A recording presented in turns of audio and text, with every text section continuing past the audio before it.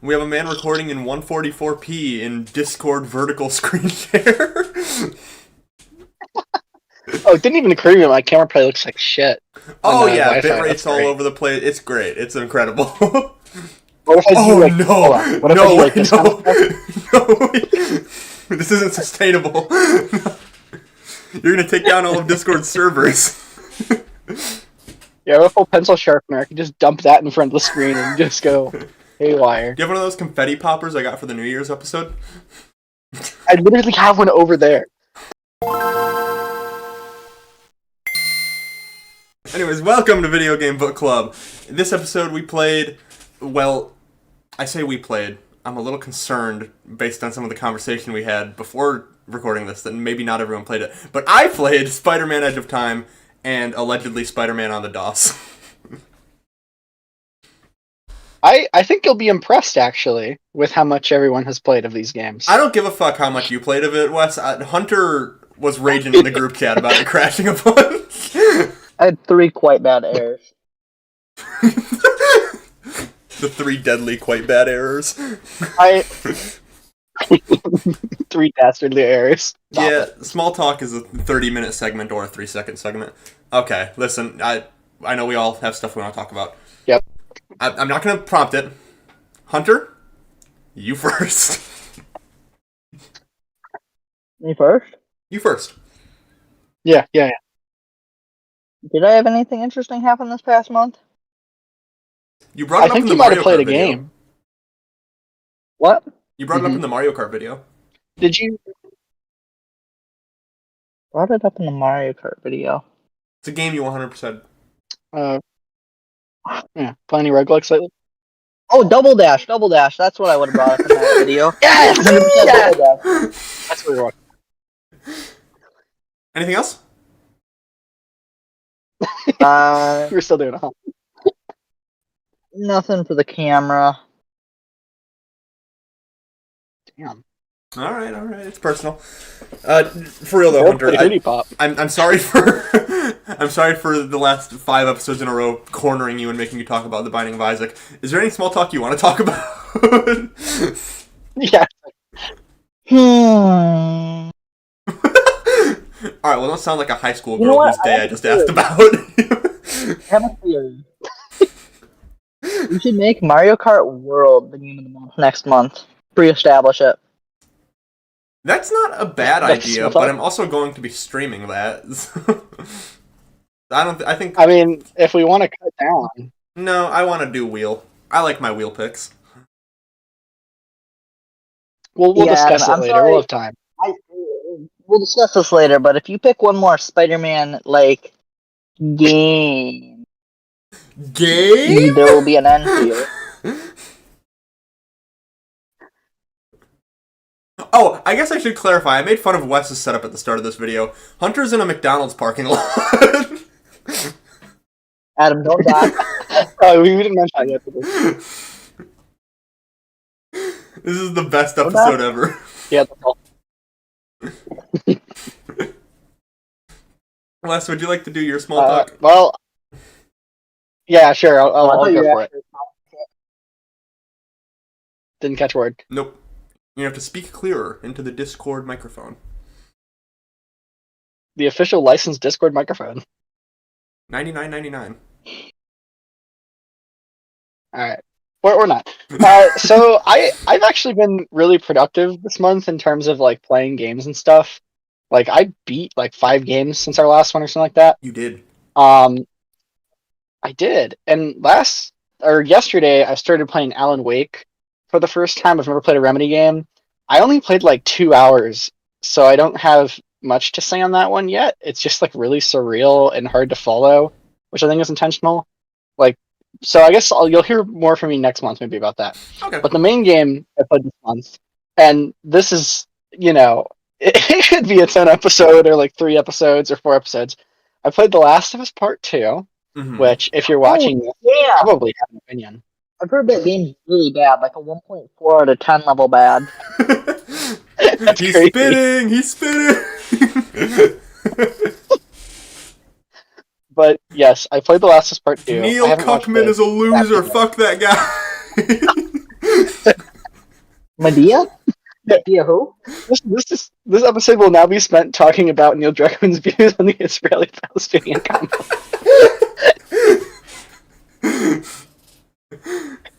No, okay, but I thought the game was absolutely incredible. I think it's the best game I've played this year. Uh, Previously that was Astrobot. I think this is better. I would say The Last of Us Part 2 is like the most fun action game I've ever played, with like maybe the exception of like Metal Gear Solid 5. Probably the best story I've seen in a singular video game. The best graphics, period, I've seen in a game. And there's some really good music too. I mean, I thought the whole thing was great. I do think I understand why people don't like it. I think that, so before I played it, I knew all the main story beats, and I had the impression like this sounds like it'd be good for a TV show and not a video game. And I think history has shown us now in the past month, based on the general consensus, that we were very wrong about that. Yeah, or God, at least no. I was. Yeah, so No, they I did think make this worked TV show. really. Yeah, I honestly almost wish if I had waited to play this for VGBC or something, because there's just so much to talk about. But I guess the number one thing I loved in the game is I just feel like it made the player Whoa. empathetic to both protagonists really effectively, or at least in my experience, this worked. Not mine. Just through gameplay stuff. Did you ever Like, did you ever go back and read the pinned message I put in Discord? I did. So yeah, me and Adam, we talked about a little bit while I was playing it, both of our impressions, and I felt very positively from the start, and honestly, my opinion just kind of improved as it went. But yeah, how do you feel? I guess now that we can talk about it more clearly. So I have a fairly positive impression of the gameplay and the graphics, and I think it's a good game. I'm not a huge fan of the story. Overall, I think it's less of the story beats themselves and more of a pacing issue. I would have liked to spend more time with Abby, because I don't really give a fuck about Abby. And I think the TV show fucked it up too. I think all of Season 2, I think the entire second game should have been focused on Abby. And just tell its own story from there. And then third game is about Abby. Ellie revenge story. Abby's a woke character created by the libtards. Yeah, Abby is Neil sexist Tuckman's views on. Sorry, I shouldn't have said Neil Cuckman while you're taking a drink of water. Every time you say that, I'm transported back to 2020. It's like a time machine. But yeah, no, I like the story beats themselves. I just I don't care about Abby as a character, because I just didn't spend enough time with her. We get an entire game with Ellie and Joel, and then we're expected to feel the same way about both of them at the end of part 2 that we do. I don't know, I just needed more time with Abby. And apparently for the TV show, spoilers for the show if you haven't watched it, I also haven't watched it. I haven't, but it's fine. I haven't watched the TV show either, but I've heard Season 2 follows part 2 really closely, and then Season 3 is going to be focused on Abby. Why not flip those?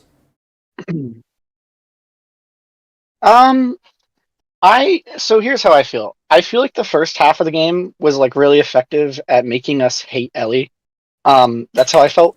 At first I empathized with her. I thought that the way, even the way they show Joel's death at the beginning of the game is really brutal, and they cut around and it's so quick and unexpected, and everyone in the room, you just hate all of them. I thought it was really good at making me hate everybody involved there.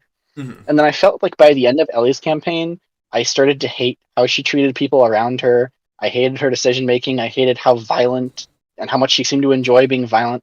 And by the time we get to Abby, with her gun pointed at Ellie, I was thinking, frankly, Abby should kill her here. I mean, it's not the morally right thing to do, but I understand, and I think that she wouldn't be really wrong to. And then you start playing as Abby, and I would agree that I maybe didn't love Abby nearly as much as I loved Ellie. I didn't like Abby as a character. You know what? More important right now? Someone who's losing their fucking mind in the drive-through, just honking their horn while they're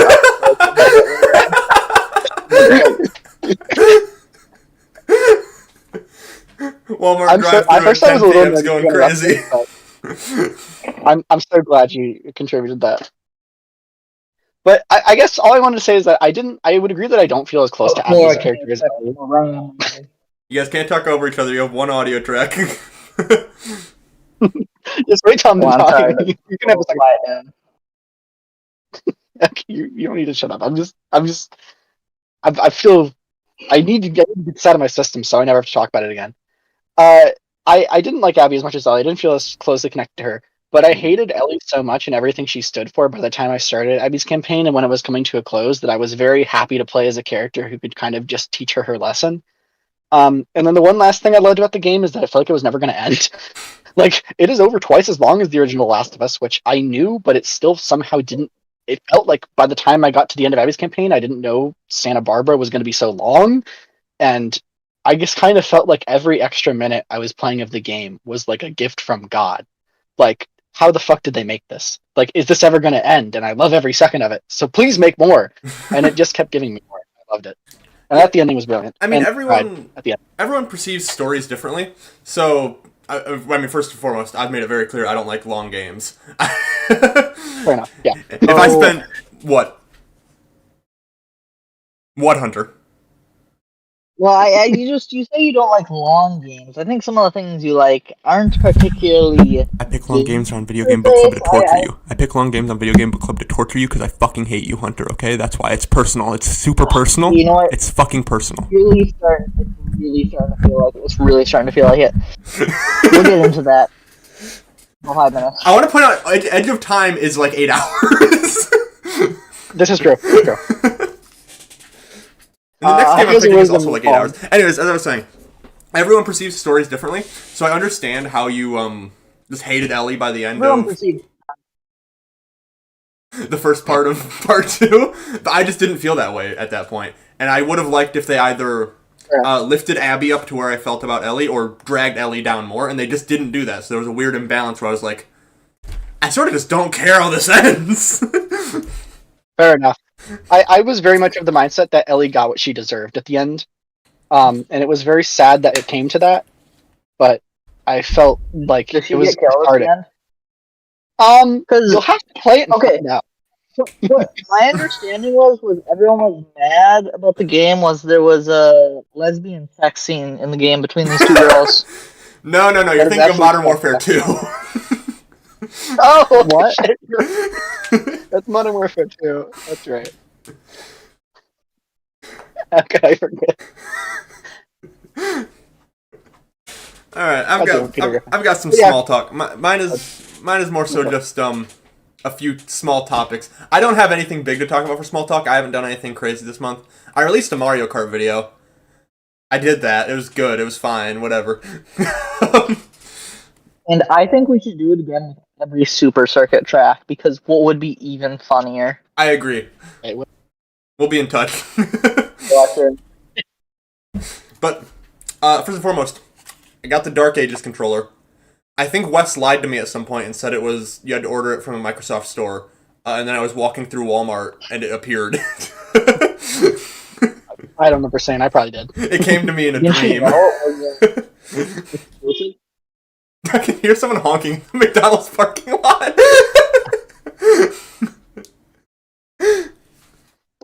Yeah, it's a really nice controller. This is probably the first nice Xbox controller I've owned.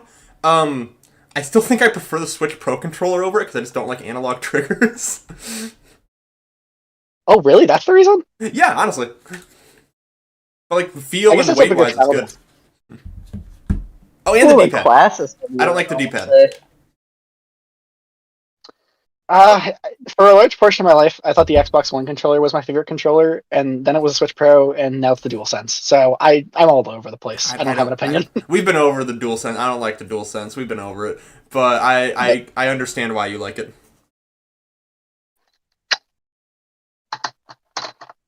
That wasn't necessary. Speaking of Sony, though, I wanna have a little chat about someone at Sony's marketing department. Okay, I assume it's their marketing department. So, Wes, the PS5 Pro features a bit of upscaling, so to speak. What is this upscaling called, if you remember? Definitely scaling. I just don't know how up it is, but yeah. But what is it called? What do you see people talking about in the upscaling? It's called Pisser, of course. It sure is called Pisser. That's all I want to say. Why is it called Pisser? It's what is it? PlayStation Spectral Super Resolution or something? Yeah, or, so for reference, a lot of games feature upscaling to make edges look smoother, and Sony decided it would be funny to call theirs PSSR, or Pisser for short. That's just fucking And funny. it's Who not needs to a get fired for that?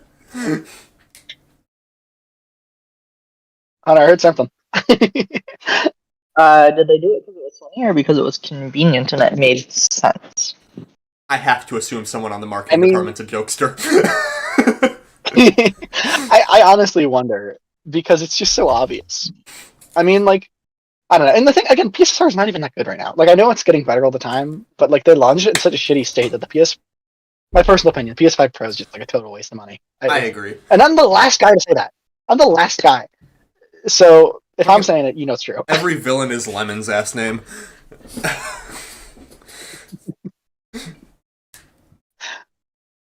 Well, unless you have anything else. Okay, so now that we're getting into the actual episode, I need to have a chat with you two.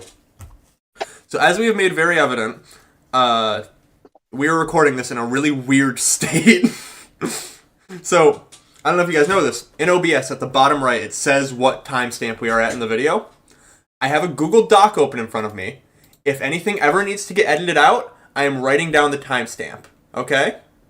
Each of us get 3 timestamps. If you ever go over 3, I'm server muting you. Okay. I can kick you from the server right now. You can. That is a thing you have the power to do. I can learn sign language in the next 30 minutes. Like, I can pull this off.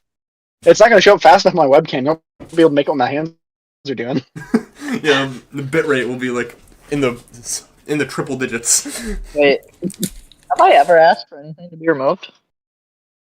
I don't think so. You've said stuff that's had to get removed because you've said personal information, but you've never asked for any of it to be removed. You know what? I'm waiting for the stalkers to come find me. Pretty cool. You're just Tony Stark in Iron Man 3 where you say your full home address and wait for the terrorists to show up. I mean, the difference between me and Hunter is I do it on purpose.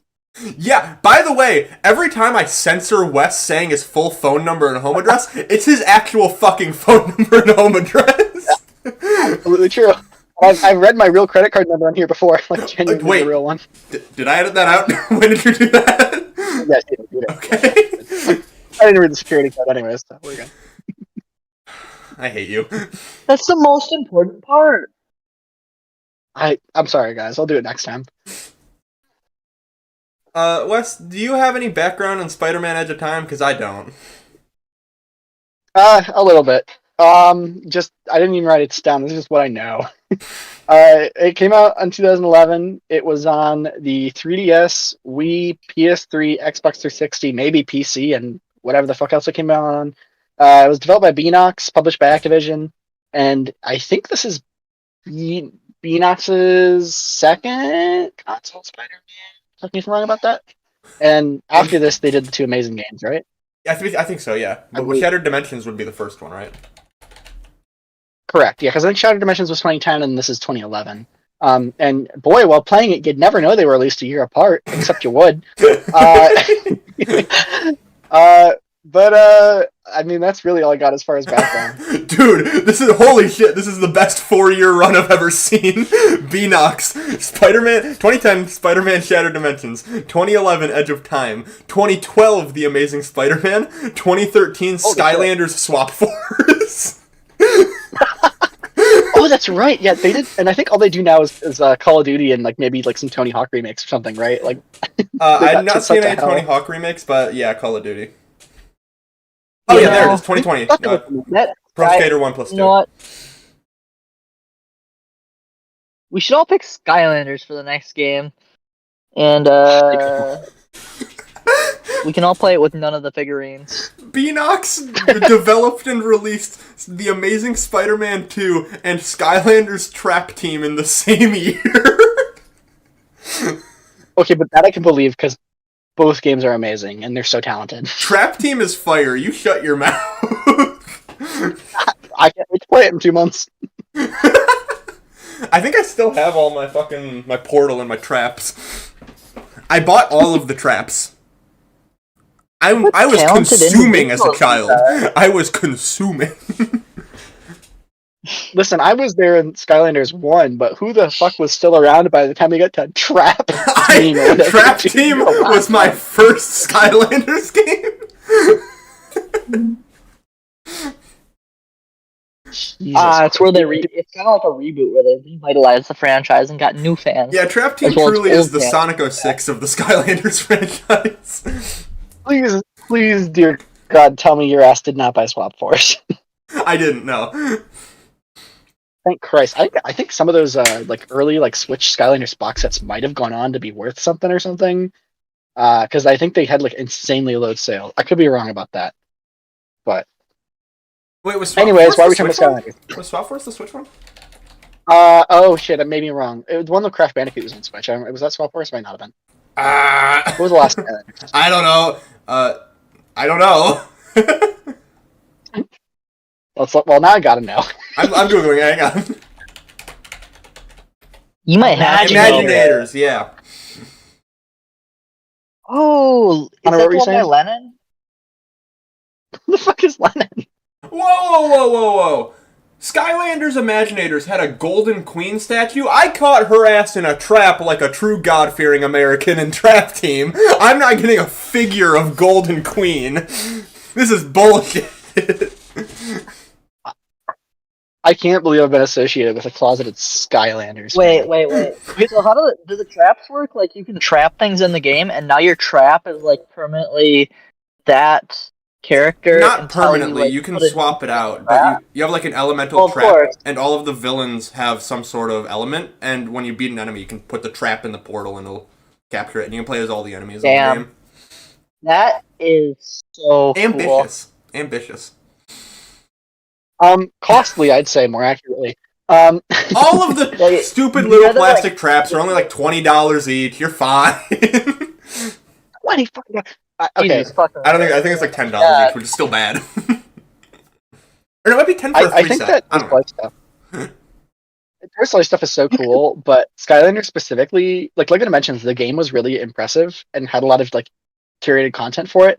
In addition to having the Toy Story stuff, Skylanders games have always been really mediocre. So, the entire appeal was the toys. And listen, if you like Skylanders, power to you. I played a shit ton of that, but they're not very good games. No, Skylanders kind of sucks. Yeah, but it's funny. They're funny games. They're funny. Certainly. This is a Spider-Man episode. Adam, you can think whatever you want, but you can always be wrong every day of the week. We've been over this. I only like good games. Absolutely true. Adam, that if we just define anything that's bad as not a game, sure, you only like good games. I do that constantly. Have you seen the entire NES lineup? Those aren't real games. Those are fake. I've never heard someone utter the words "fake ass game" more than you, Adam. Or what is it? Old game syndrome or whatever. Old therefore bad. Old therefore bad. Ah, there it is. Oh no, sorry, bad because old. Sorry, I said it in reverse. Bad because old. Oh, same difference. Anything made before 1998, 90% chance of being dog shit. Bro fucking loves Half-Life Blue Shift. Okay, let's see. I don't want to start talking about this game. It's because then we're gonna not be as enthused. Let's talk about the incredible opening of this game, where it's you boot up the game and you see Peter Parker getting his ass beat in 4K, immediately followed up by a very dramatic title screen of Miguel O'Hara carrying Peter Parker's corpse. Honestly, I fucking love this title screen. It's cool. The intro is really cool. I would say it was undercut by two things. It was undercut by the fact that it's showing us these really dramatic events that actually take place 2 hours into the game. You think they're showing you the climax, but they just straight up aren't. Which I guess, whatever. But then I was really undercut by after this cutscene walking through a goddamn vent for 3 minutes. No, the Activision Spider-Man games love talking to you while you crawl through a vent. Nah, I just The don't original think they caught a PlayStation vision. game. The Amazing Spider-Man games do that a lot too. I just cut it out of my video. On the 3DS, it's even funnier because the vents are basically just one big rectangle.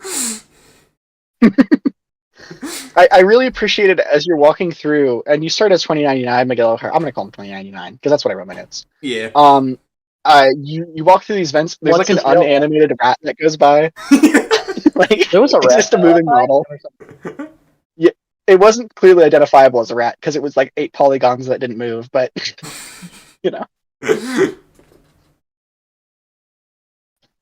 And then, I believe while crawling through a vent, you are introduced to who is kind of the main villain? Dr. Sloan. Sort of the main Ooh. villain. As played by fucking Val Kilmer for some reason.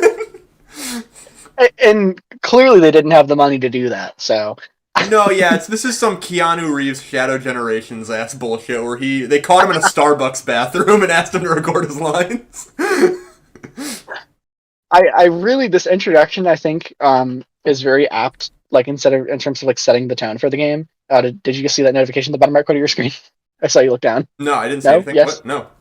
Oh, Walker just went online. Sorry, I thought I saw your eyes move.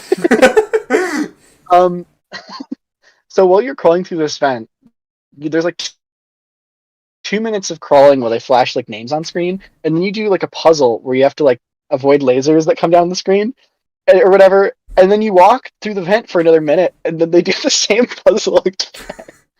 Like the game is showing all of its cards in the first minute. And this is literally all of its cards. This is all it's got.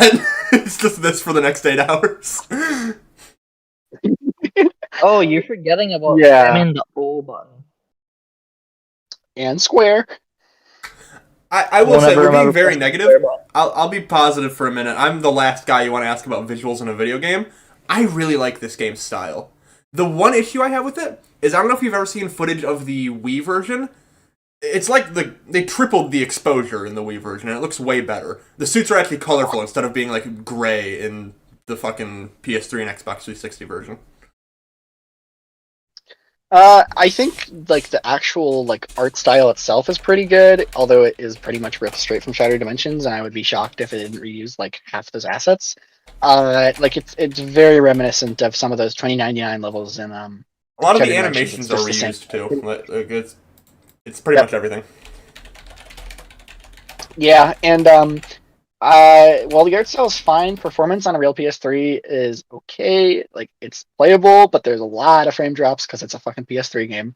And then also, this is minor. Amazing Spider-Man's areas do not have a distinct art style, which wasn't really true of Shattered Dimensions. He kind of had that more cel-shaded look, and they dropped that presumably just for like budget and reusing assets from 2099's I version. get why they would drop that here, because in Shattered Dimensions, the entire point of that game was how different all of the different universes are. But this is sort of just, the universes play off of each other a lot, and they travel to each other's universes, or I guess it's less universes, more time. But it's time, that's it, yeah. I made my own point on accident. It's not different universes, they're just traveling through time. Time. But aren't these the same amazing as in 2099's as in that game? Because they do reference, I mean, not directly the events of that game, but they do seem to know each other for sure. So, my power fucking exploded, apparently. I was just sitting here calmly talking about art style, and everything in my room shuts off, and I hear a siren outside. I swear to God, I heard a fucking... I thought I was gonna fucking die! Oh, I thought you were doing Ganon laugh. I guess realized it's Freddy Fazbear. Anyways, But I don't know. we were talking What about was the there art more to style. So Shattered Dimensions was really trying to emphasize the difference between all of the universes, even though technically Amazing and 2099 are the same universe, they're just different times. But what is time if not different universes? Cue on that, you liberals.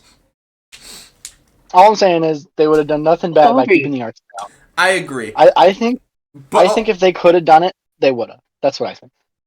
I don't know if that's true. I think it was a conscious choice to give them the same art style.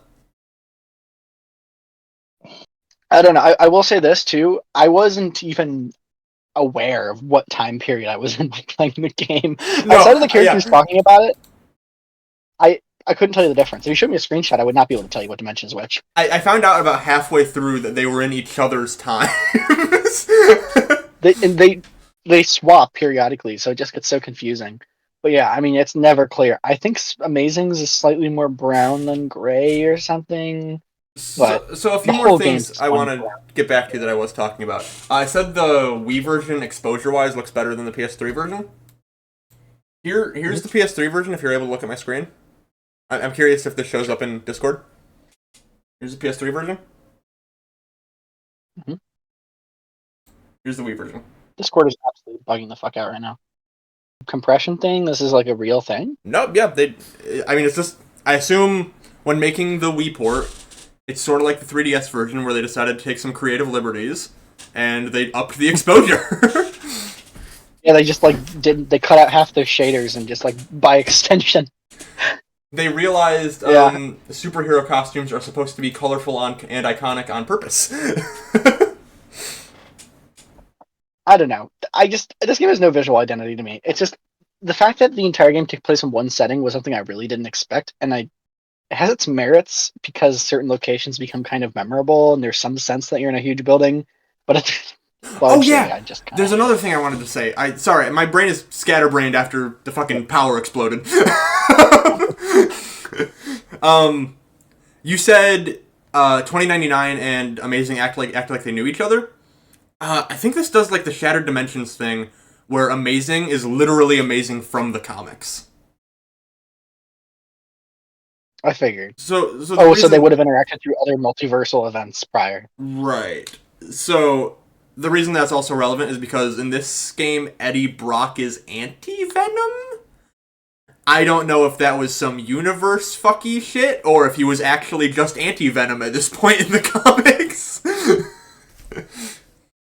I don't know any of this shit. To me, Spider-Man is a guy who had a homecoming, and then he was far from home, and then he had no way home, and then one time he fought the Lizard, and he killed that girl, and then he fought Doc Ock. That's the Spider-Man I know. Oh, and then also one time he was in 2 Insomniac video games. All right, Those are all the Spider-Mans I know. Hang on.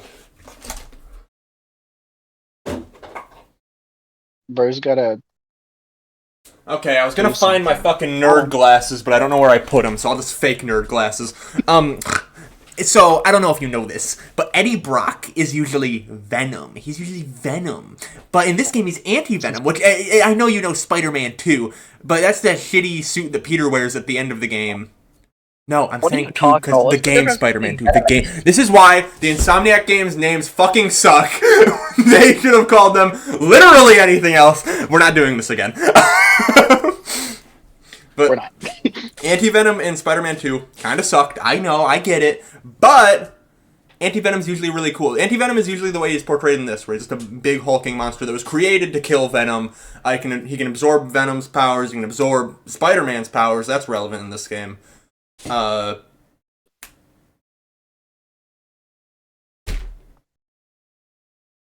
Yeah. Does it happen? Or is it just awkward silence? When do we want to talk about the DOS game, fellas?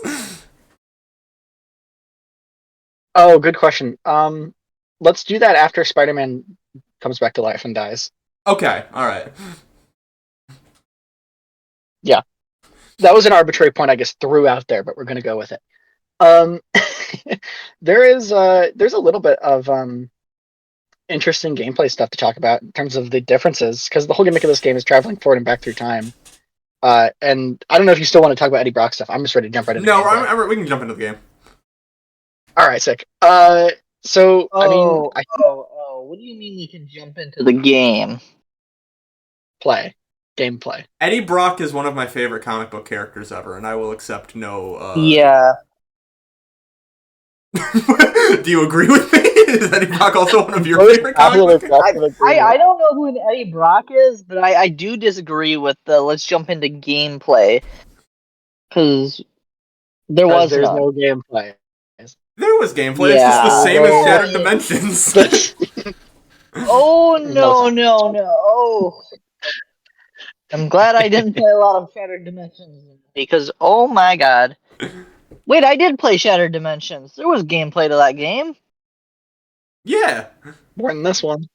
These are not the same game. Well, Combat-wise, they're not pretty the same close. game, and yes, in terms of the combat mechanics themselves, but we'll get into the core differences. I guess wanted to quickly say, Peter Spider-Man, Amazing Spider-Man.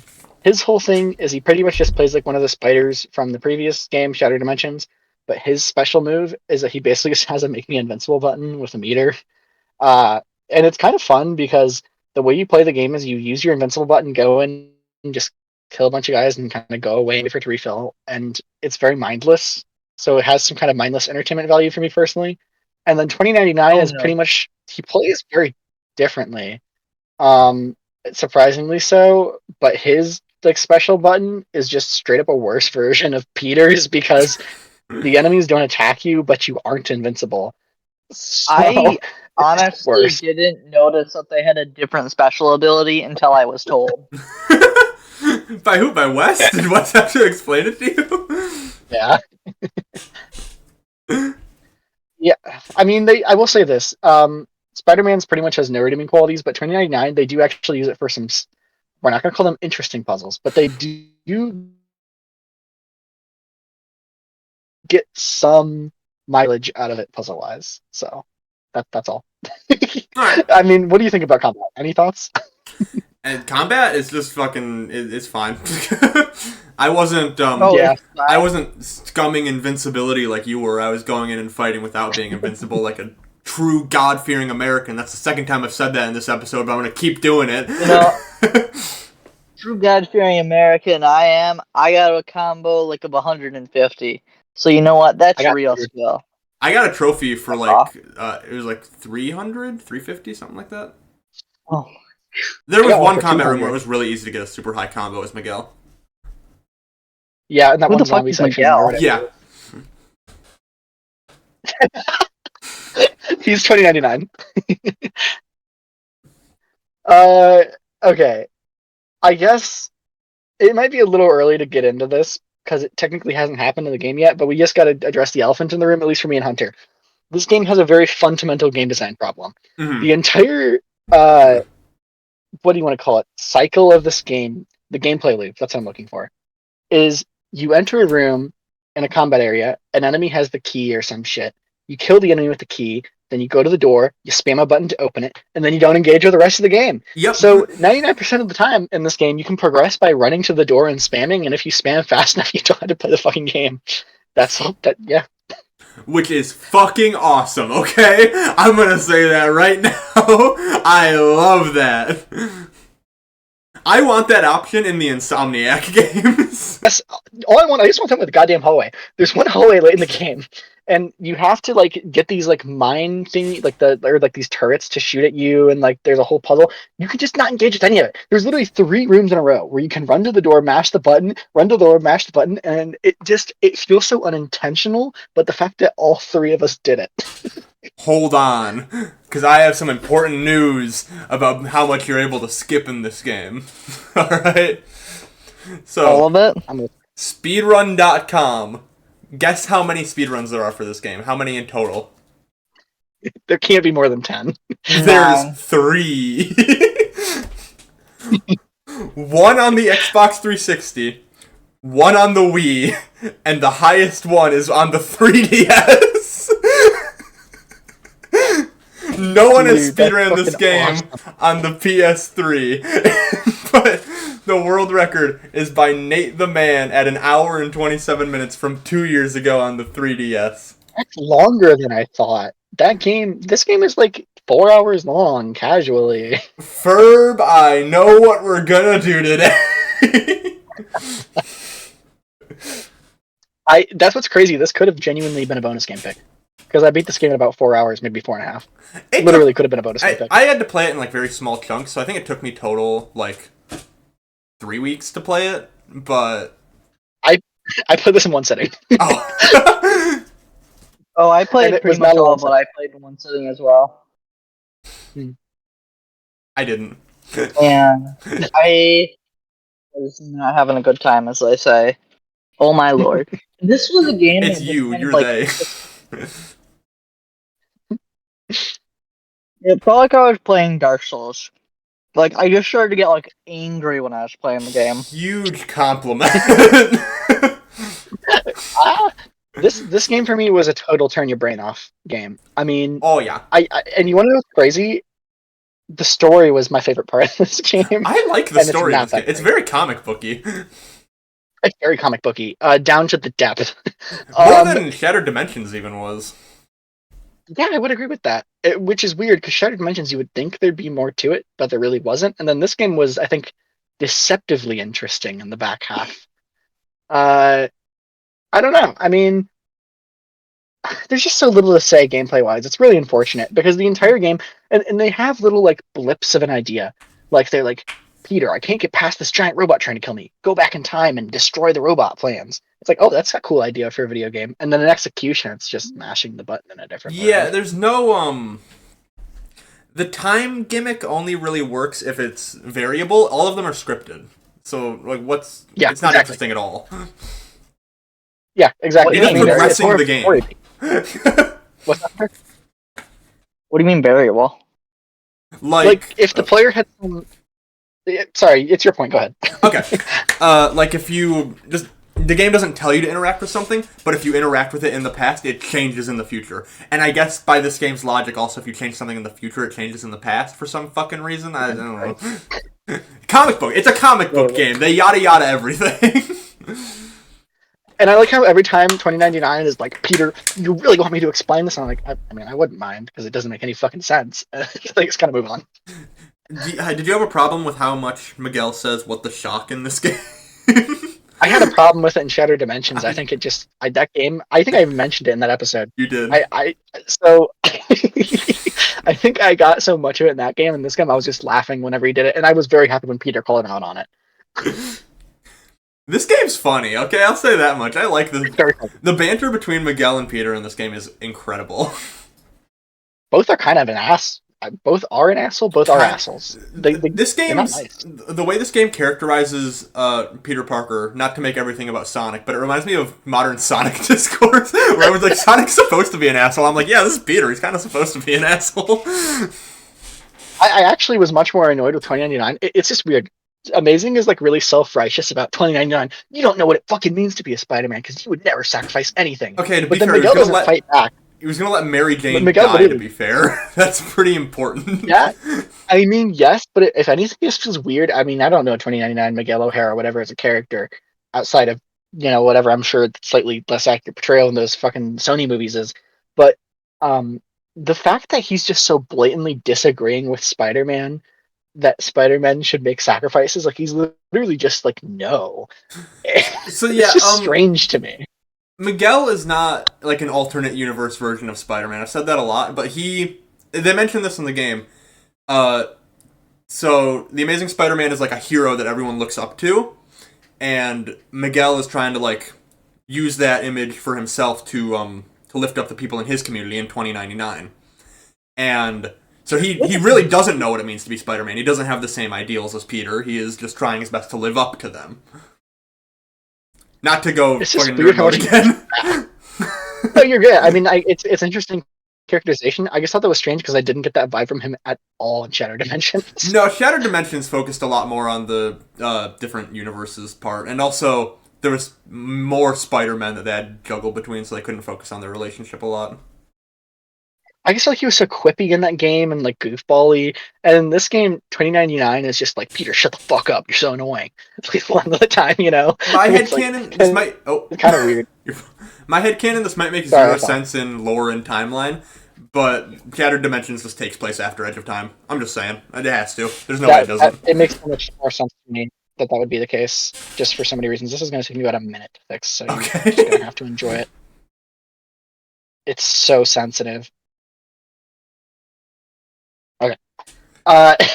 It's still slightly off, but it's fine. Yeah, I don't know. I mean, I don't know about these characters. That was just my impression from the 2 games I spent with them.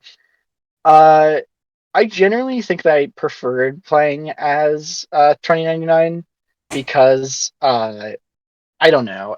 Whenever I'm playing a Spider-Man, I just didn't like his moveset as much, and the invincible thing just made combat so fucking boring. At least it's 2099. At least I felt like I was kind of like there's no invincibility button, so I had to engage with it a little bit. I'm sorry I didn't scum invincibility, you fucking loser, okay? I liked the combat.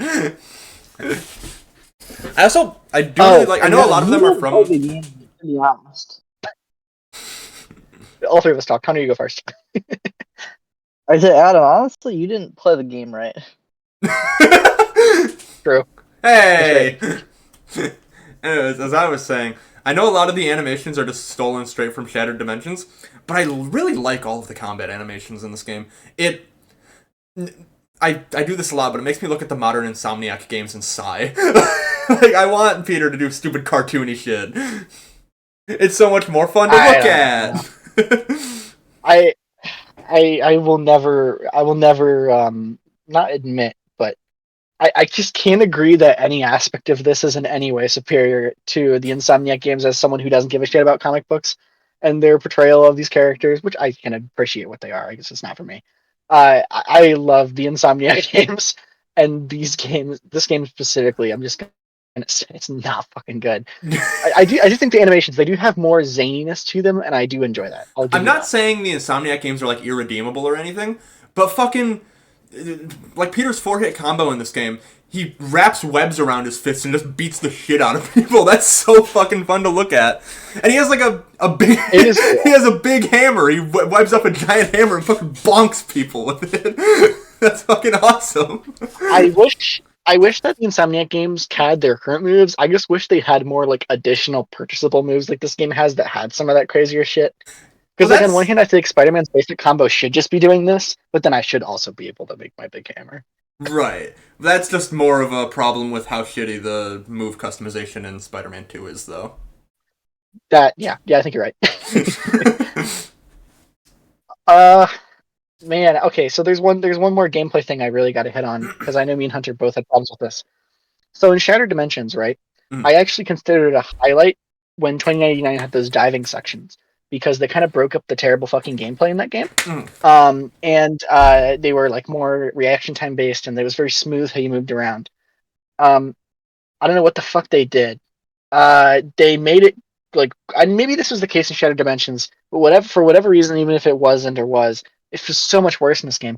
They made it locked to a grid. It's a grid, but you can't see the fucking grid, and you can't like intuitively you want to hold far left to go far left, and then sometimes, and this is what really gets me, they want you to move to specific spots on the grid that aren't along the edge. So if like you want me to go all the way to the left, I can just hold left and we're fine, right? But if you say, okay, now go from the bottom to one from the top, there's no fucking grid. How do you want me to do that? And they expect you to react, and it's terrible, dreadful. All the diving sections in this game are unplayably awful. I think they're fun. I don't think they're good. They're really poorly designed. They do like a 180-degree spin all of a sudden. Why?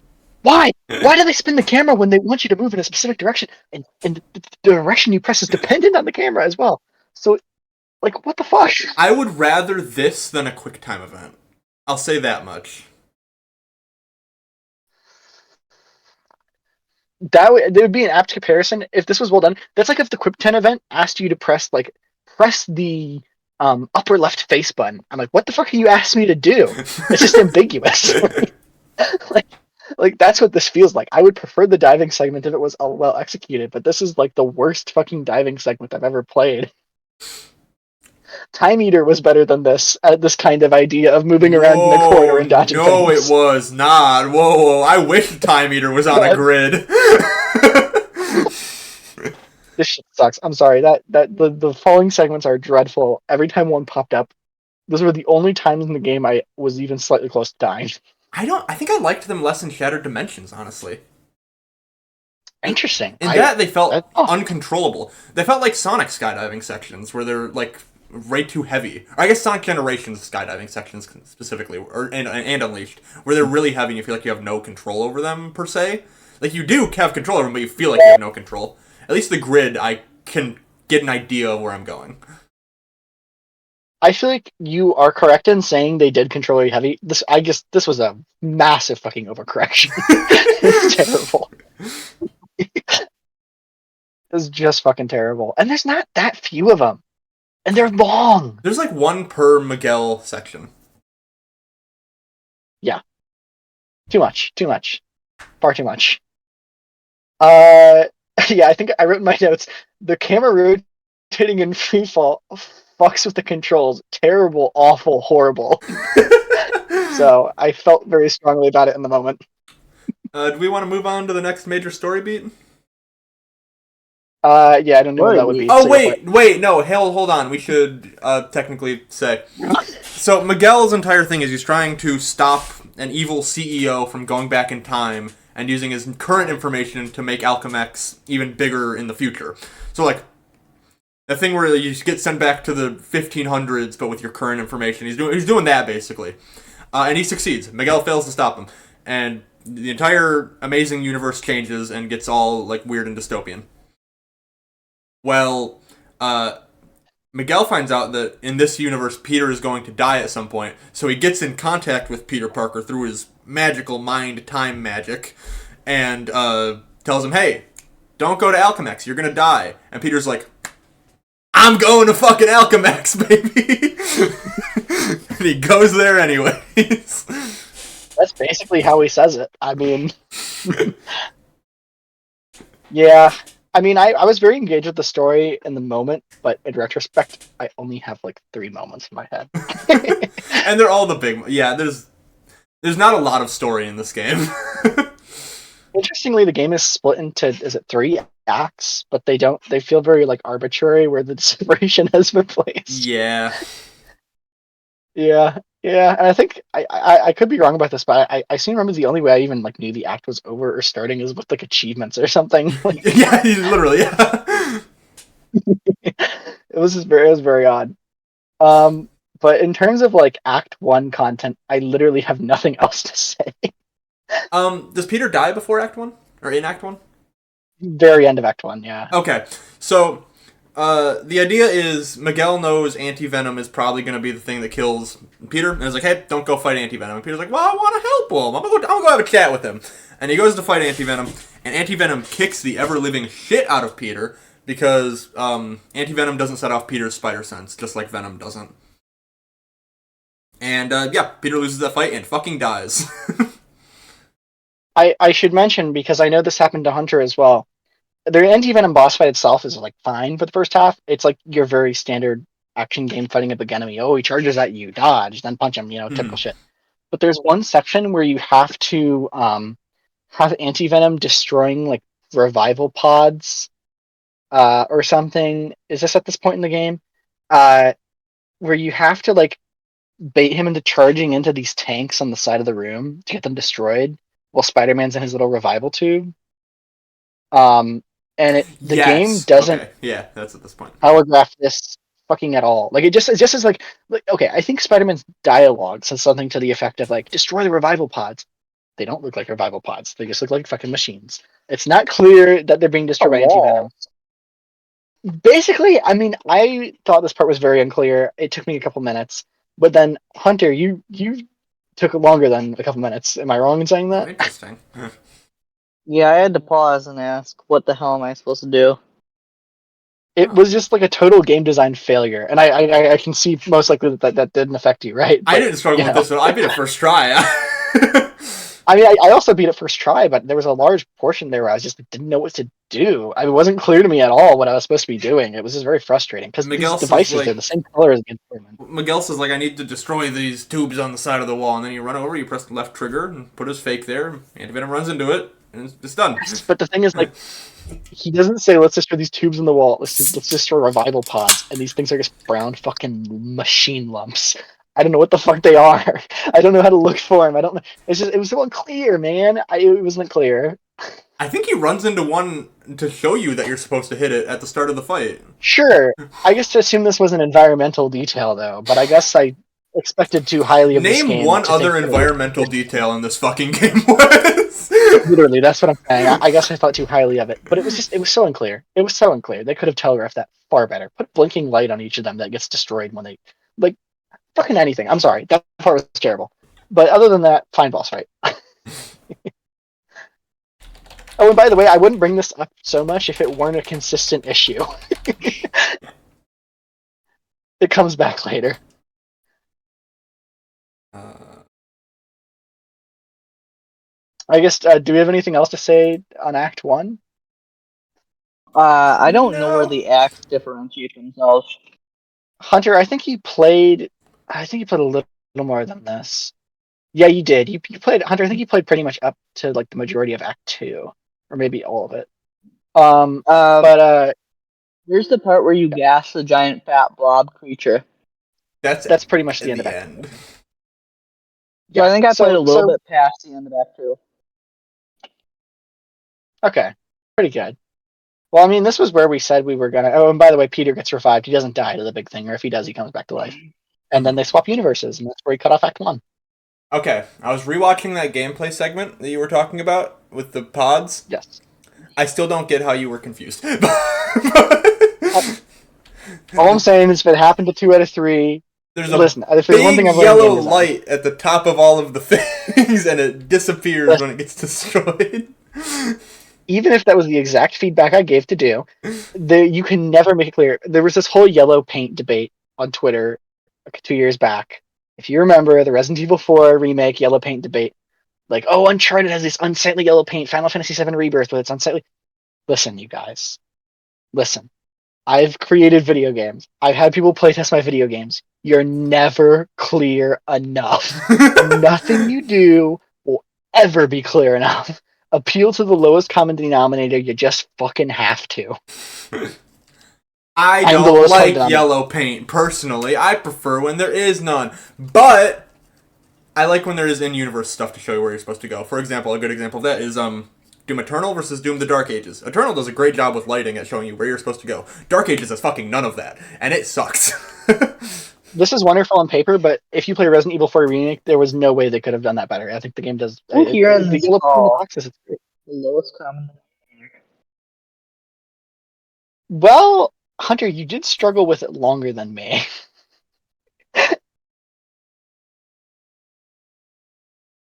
You're not getting bonus points with those words. Hunter, I don't want to say you're the lowest common denominator, but you may or may not be the lowest common denominator.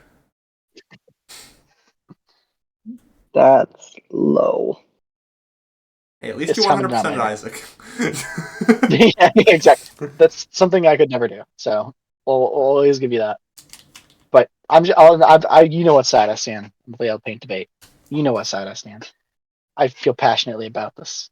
People telling people how to do their jobs. Never made a game in their life. That's all I'm saying. The game developer is wrong, actually. Yeah, that's right. People telling EA how to do their jobs, those loot boxes in Battlefront 2, they couldn't make a better shooter if they tried. Alright, to be fair, if anyone needs to be told how to do their job, it's EA. Yeah, that's right, yeah. Or Activision. It's a shitty argument. It's like the worst fallacy. But yes, are we ready to talk about Amazing Spider-Man on the DOS or C64, as we actually said in the video? You mean the best game we played this year? Holy shit. I mean, where do you even start? We can start with the animation quality. I love how Spider-Man crawls around and twerks for the entire game. He looks like a little toddler bumbling around. He's so adorable. I mean, every bit of my reaction in that bonus video was real. I was filled with, like, whimsy when I saw. Oh yeah. When I first played the game, I accidentally set the video settings wrong, or picture quality, so it was purple. Bro, And then press I 5 quit. on the keyboard. Soft lock it because I went up instead of into the first structure, and it just let me go up, and it let me keep going a few screens over, and then I'm just above shit, and it's like, I can't get out, I can't go down, I can't go up, I can't go to the sides, and it's like, I'm just trapped here. I think I might know what Hunter's talking about, and I have a little story about it, I guess. I don't. I played the way the Well, game got I'll ask you intended. guys this. How much of the game did you play, Adam? So right before we got into this call, I played it for about 20 minutes. Hunter, how much of the game did you play? maybe more like 45 minutes. But I got to the part in the picture that I've sent, which Adam you should add in, and It's the I last got one. caught there and could not figure out what to do from that point onwards. It took you 45 minutes to I, get to the part that I got to in 10? You really are the lowest common denominator. Hunter, Well, I need maybe to ask. I got there in 5, and I spent the other 40 minutes on that part. Hunter, did you know how to use the web button? It's not intuitive. I could not figure it out really. Just as I suspected. So this game's controls are kind of fucked. You have to hold the action button and then press a direction to web, which I mean it doesn't sound bad on paper, but like with a tutorial prompt, this would have been clear. But the year's 1990. They didn't have so the storage for that on the DOS. it was probably on a manual. Which Is there an Amazing Spider-Man DOS manual? Of course there is. Yeah, I mean, there was probably for one. This game probably came in like 4 floppy disks, and it probably had anti-piracy features like asking you questions. In fact, I think when I played this game or one of the other, I think it might have been the Captain America Spider-Man game. It asked me questions about the Spider-Man universe that would have been answered like in the manuals, like an anti-piracy feature. You look like you've discovered something incredible. It's all text-based, but I have found a manual. Thrilling. I mean, sure, this is the one. Normal. Spidey can climb on, walk across, web onto, and jump onto these without difficulty. Slippery. Spidey cannot. I like that they call him Spidey in the manual. Spidey. They call him that in the game too. It's great. Spidey. Gravity in some rooms. In some. Oh, gravity hyphen in some rooms has been altered either in direction or strength, as Mysterio has calculated. Oh, of course. The dastardly Mysterio. Evil plans, or whatever they call it in Sonic 3. I did notice that, and I was wondering what the fuck was going on. We should have read the manual. Absolutely. I mean, I guess I asked you guys how much you played. I want to drop a bit of knowledge bomb on you guys. Whole thing safely. I beat this game. Yeah. I beat it. Now, I want to drop one other little caveat. I beat it in less than 3 minutes because there's an exploit. But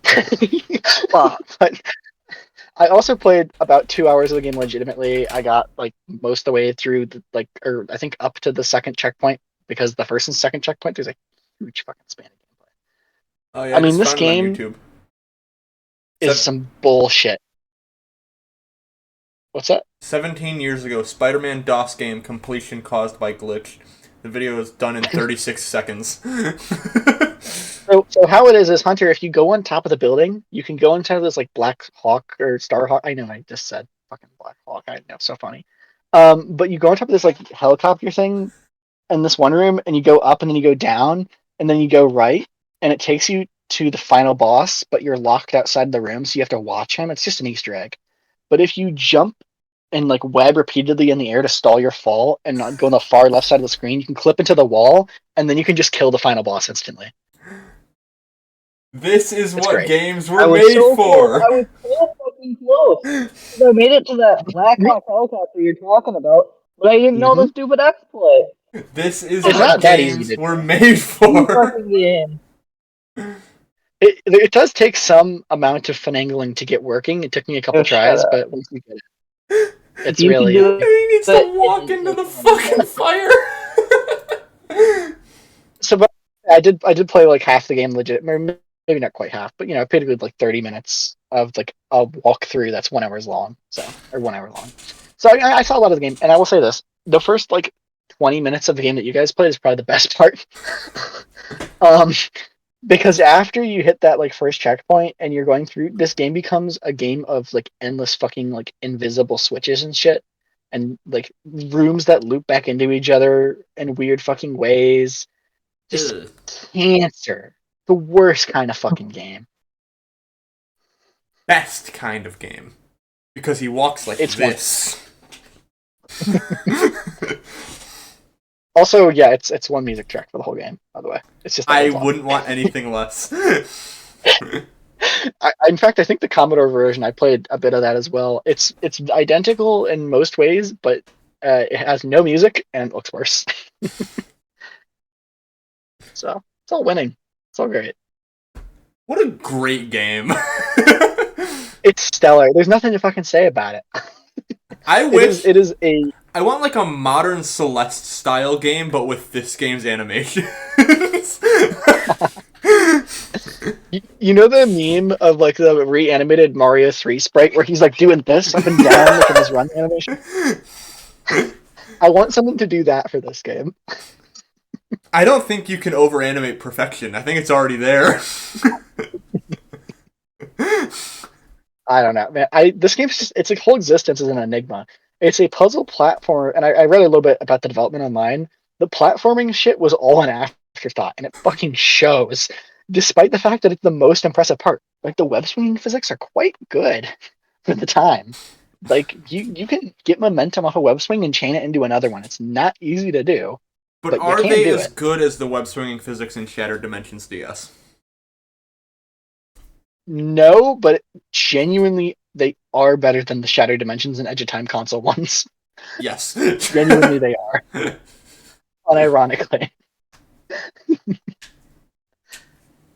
Also, yeah, you can clip into pretty much any wall in this game if you just swing the wrong way. It's a DOS game. It's great. Yeah. It's brilliant. I love it. But it's just its whole existence is a fucking enigma. And then what's weird is the presentation starts really strong with this cutscene at the beginning that's like got like what 3 or 4 panels. The ending is one hideous screen. Peter holding and on another to it. wonderful detail. This is technically the Commodore 64 version we're supposed to be talking about. No fucking end screen. It literally just says game end, I think. Or congratulations, game end. Like, That's better. fucking fantastic. It is better. I like the opening panels because it's like, oh, I wasn't expecting Peter home early. Mysterio! And I love Peter's putting on the Spider-Man suit, jumping out of a window. I have to fight Mysterio on his home turf. This'll be my toughest battle yet!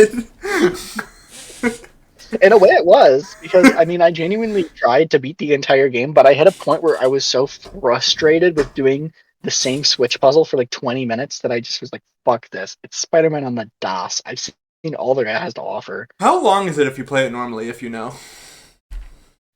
So like a playthrough where you know what to do at every step I've seen on YouTube is somewhere in the range of like an hour and a half, 2 hours. But if you're going in blind, there are a lot of instances where you'll have to hit a switch before another that's like 3 or 4 rooms back. And if you didn't hit it, you're all the way back. Or you get in like a loop room that sends you back around. I And was God forbid you fucking die. I Because was there's only really like 5 hoping checkpoints. I was really hoping this was like an 8-hour walking sim and it could be the next Desert Bus. It genuinely is probably somewhere in the realm of like 5 hours if you're doing it Can you legitimately. fight Because I the did see enemies? you can't kill them, I'm pretty sure, unless you get them to fall Oh, into a pit, which fuck, never this game happens. is bad. I thought there was just a mechanic that I didn't know how to do. You can web them, Mhm. but that's it. You can web them. Doesn't I do did shit. that. It happened. No, you can kill them. You're just playing the game wrong. This game has very deep Oh, and that's complex true. mechanics. I'm not I shocked you dropped didn't one find them. of the enemies into a pit in a room that it's like I don't know what the point of me going in that room because I killed the enemy by dropping it in a pit, but I couldn't proceed because there was a solid wall in my way. Yeah, so fun fact, that entire enemy dropping part of the puzzle is entirely unnecessary and doesn't do anything. Yeah, I just walked So, through them. right. Nice. Nice. It's really good stuff. But that's all I have to say. It's a shit game. It's just a shit game. And while playing it for the video, I actually was like, that one was pretty fun. But then I do still have that impression of the first 15 minutes because it's like, this is so funny. This game's hilarious. Why does this exist? But then you get like an hour and a half in, and it's like, fuck, this is like 1/3 over, and it's already the worst puzzle you've ever seen. All right, asshole. That's it. Bonus game: Spider-Man and Captain America and Doctor Doom's Revenge. That game kicks ass. I will never. Cinema, bro. Cinema. Like, I want to play that game again. I'm down to pick it for bonus game. Like actually. I think I almost beat it in that video. I think I played most of it. I hope I fucking almost beat most of it. Because my god, that game is not merciless. Or merciful. It is merciless. This is the greatest video game ever created. We should pick it at some point. I don't know if back-to-back Spider-Man fucking DOS games was the best decision we've ever made. I forgot Batroc the fucking Leaper is in Captain America and Doctor Doom's Revenge. We gotta get on this game, man. I haven't recorded my bonus video for this month yet, but I really hope I find another game like that because holy shit. I am dead ass going to play one quick play match of Marvel Rivals and call it a day. God. What a banger fucking game. But okay, if I had to give this game a rating, keeping in mind that is a DOS game from 1990 or whatever, or maybe 91. It's a Spider-Man licensed game, probably made by like 2 guys in a month. It's like a 3.5 out of 10. Really fucking, maybe a 3. Maybe, no, fuck it, 3 out of 10. That's 3 out of 10. It's real fucking bad, dude. It's real fucking bad. This is better than Spider-Man Edge of Time. Yeah, no, I don't know that I agree. it isn't actually, but I mean, I kind of had more fun. I like the part where he had the entire day of time. Bones on the side. It was funny at least. Spider-Man Edge of Time had none of them. He slowly turns into a skeleton. Yes, yeah. right. Yeah, instead of Peter's suit getting all ripped up and bloody, he should have just slowly turned into a skeleton from the bottom of his model up. I really like how it's really easy in a scenario where you lose all but like the top of your head and it just looks like his brain's poking out from the red of his suit. Like the life system in that game is incredible. It's the best part of the game aside from those fucking walking. Why is R2-D2 in this game? Also, I'm sorry, I just forgot to mention that. He's in it. Also, if you get far enough, you literally go on a fucking spaceship and R2-D2 is there. It's insanity. This game came out on the DOS in 1990, and it is the first good old game I've ever played. 10 out of 10. 90? 1990. 1990? I thought this shit came out in like 1978. Listen, PC games until like the year 1994 or 5-ish. Well, 3 was Doom, wasn't it? Yeah, Doom. Yeah, that's true. Yeah, you're right. 93 about. They graphically were way fucking behind console games, so you have to cut them some slack. But this was competing with Super Mario World, and it fucking demolished it. If anyone actually bought a Commodore to play games, oh my god, biggest fuck up of the century. This was competing. Wait, hang on. Here's the lineup. Here's the lineup for 1990. Okay, Super Mario World, Mega Man 3, Final Fantasy 3, Dragon Quest 4, and The Amazing Spider-Man on the DOS. Also, technically, Gremlins 2: The New Batch. Oh fuck. Okay, oh, I smell a new and Dr. Mario. Wait, I do smell a new bonus game. Wait, hold up. I just want to throw this out because I know nobody's out there, and I've done it in this video several times. I know it's not on the DOS. It's MS-DOS. There's not a machine called the DOS. I know. It's the DOS. We'll call it the DOS. You're talking about the DOS. I just wanted to throw that out there because there's a 1 in a million chance, like the fucking Submos video, that some nerd is gonna show up and be like, "The DOS was not its system." So I don't fucking need that. Loser. I did it in my bonus video too, and I think I forgot to say that. So, but it's easier to say. Who gives a shit? Great bit, guys. We're doing good. By the way, do you guys have rankings? I gave out mine 3 out of 10. I gave mine a 10. 10? Oh, 10? Oh shit. This is a 1. This is about as bad as Sticker Star. I'll give it a 4.5 because it's just really funny that this shit is a game. 4.5? Hunter, this came out the same year as Super Mario World. I want to throw out that 4.5. Like I think that's the same score I gave Sticker Star, so he might be spitting. I don't think he's spitting at all. I don't think you were spitting with Sticker Star. I gave my reasoning then. I don't need to do it. Even my 1 on my scale, or a 0 or a 1 on my scale is like fucking Desert Bus. So yeah. I would give Desert Bus way higher than a 0 or a 1, because the true meaning of Desert Bus is the friends we made along the way.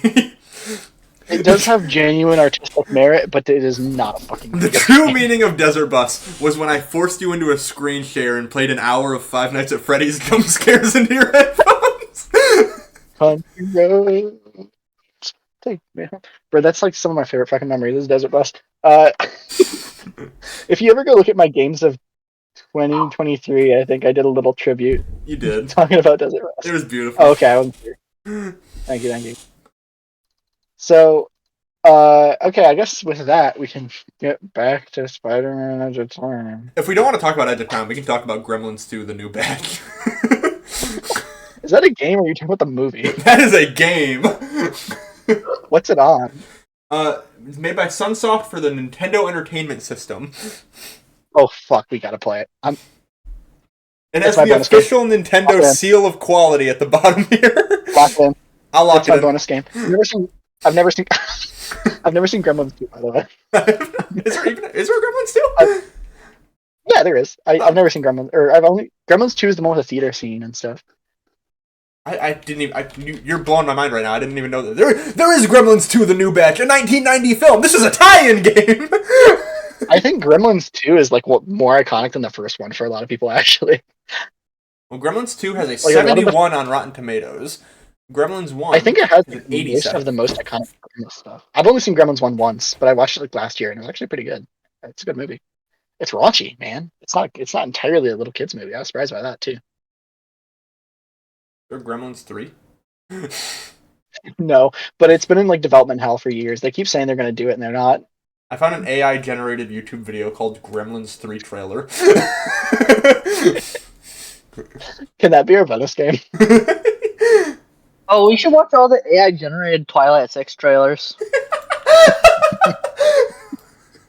AI generated 50 Shades 4 trailer as our bonus game. Hey, there are a lot of people in the comments that believe that shit is real. Look at this. It's going to happen, bro. Look at the fucking What? I'll send it in Discord. What if Stretch was just a chill guy? That's the premise for Gremlins 3 or Stripe or whatever the fuck he's called. He's got like a some Stripe. popcorn and a beer. Yeah, terrible combination, by the way. Aren't they supposed to be the same size as the Gremlins too? I don't fucking know, man. Okay. This has been your VGBC Gremlins episode. No, next episode is the Gremlins episode. Main game can be the Thank Gremlins you. game on Xbox 360. Is that real? I don't think so. Oh fuck! I wish it was. No, the last Wait! I keep finding better and better stuff. I looked up all Gremlins games. There's Gremlins Gizmo in 2011 on the Wii and DS. But also, I have a proposition. Next month, main game Sonic Unleashed, bonus game Gremlins Unleashed. I will agree to. Let's say this. How about you pick Gremlins on Wii? I'll pick Gremlins 2 and NES for bonus. I really want to play Gremlins Unleashed, though. Gremlins Unleashed 2001. Is that what it's called? Yes! On the Game Boy Color. Fuck, that's gonna be horrible. I'm not playing that shit. I'm committing myself to Gremlins 2 on NES. I agree. Gremlins 2, the new batch on the NES. I will also vote for that. Alrighty. And if you win, I'll do it. Alright, this is definitely not after the episode because we forgot to record it after the Spider-Man DOS section, but we need to do the cameo segment. Completely slipped our minds. So yeah, let's just let's do it. Starting in 3, 2, 1. Hello to the video game book club. This is Remy, and he is one of our African pouch rats. There's a treat for you here at the Staten Island Zoo. And I know that you guys are all dying to know. So Remy, you're going to have to tell us here. You can have that. Oh, Remy. And you're going to have to tell us what you think, Remy. What do you think about 2011's Spider-Man Edge of Time? What do you think? What do you think about Spider-Man Edge of Time? Do you have an opinion? It's a good time for snacks. Yeah.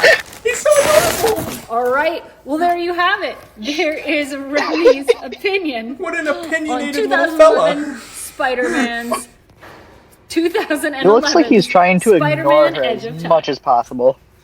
What an opinionated little guy! Wasn't that one rock, dude? Make sure to give the cameo 3 stars to opinionated. Yeah. Whoa. Got a little too political near the end. Dude, I like how she was trying not to laugh the second time she asked. That's excellent. I don't know. That's incredible. That might be my favorite one yet. I have no notes. That one was pretty cheap too, by the way. Wow, what? Everyone go. You're gonna have to send me a link to that cameo. Everyone go check it out. Link in the description down below. Go support the Staten Island Zoo. Here, I'll just send you. They fucking smashed it, dude. Incredible. I can see why you were giggling at that so much. That's great. I know. I was so excited when I got that video because I had to check if she asked them the question just to see if I needed to request a redo or something. But fucking Kino, dude.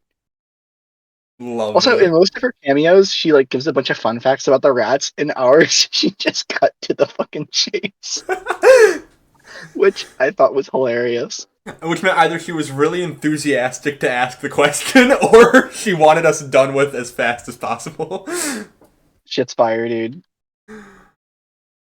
Holy Christ! Yeah, well, that's their cameo. Great cameo. Loved it. That's from Remy and Emily, the African poached rats. Inject that into my veins. Alright, anyways, back to Spider-Man Edge of Time. I don't think we liked it as much as Remy did. I guess we should talk about Act 2. And literally nothing fucking happens gameplay-wise in this act. This might be the worst second half of a video game I've played in a while. At least until the final boss. It's fucking dire, dude. There's 4 characters in this game. Black Cat shows up. For some reason. Yeah, and I really appreciate it. It was terrible. Yeah, you gotta go around the arena and fight her 3 times with all her clones and shit. But no matter if you get to the 3rd fight and die in the 3rd fight, it makes you redo everything again. And these things are fucking damage sponges. Oh, so they take forever to kill. And they teleport around these combos. Sorry. And it's like, at that point, I was like, fuck this. And I lowered my difficulty to easy. Because I was so pissed that it sent me back all the way to the start when I died in the 3rd fight. It's just, the game expects you to perform these combos on her, and then all the other fucking Black Cat clones just constantly interrupt you. So you just can't. And there's no way to do it better. You just have to do the invincibility cheese. That's the only fucking way. It's terrible. It's just awful. But she's kind of hot, though.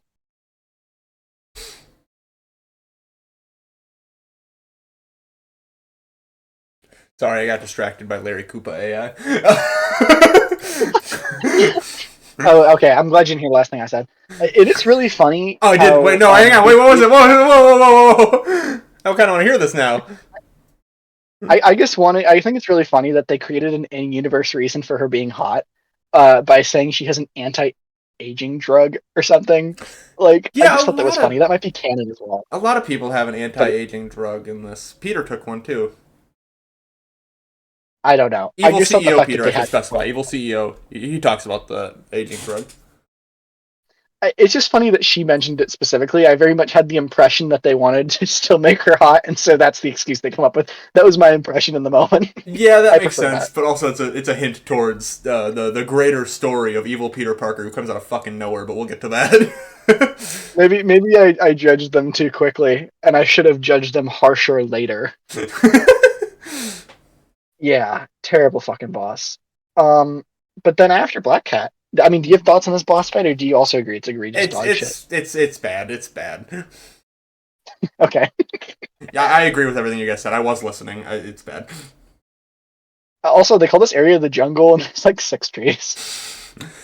One issue with this entire last half of the game is every single fucking area is disable the 3 force fields puzzle, or press this button to disable the force field puzzle. It's all that. It's just all that now.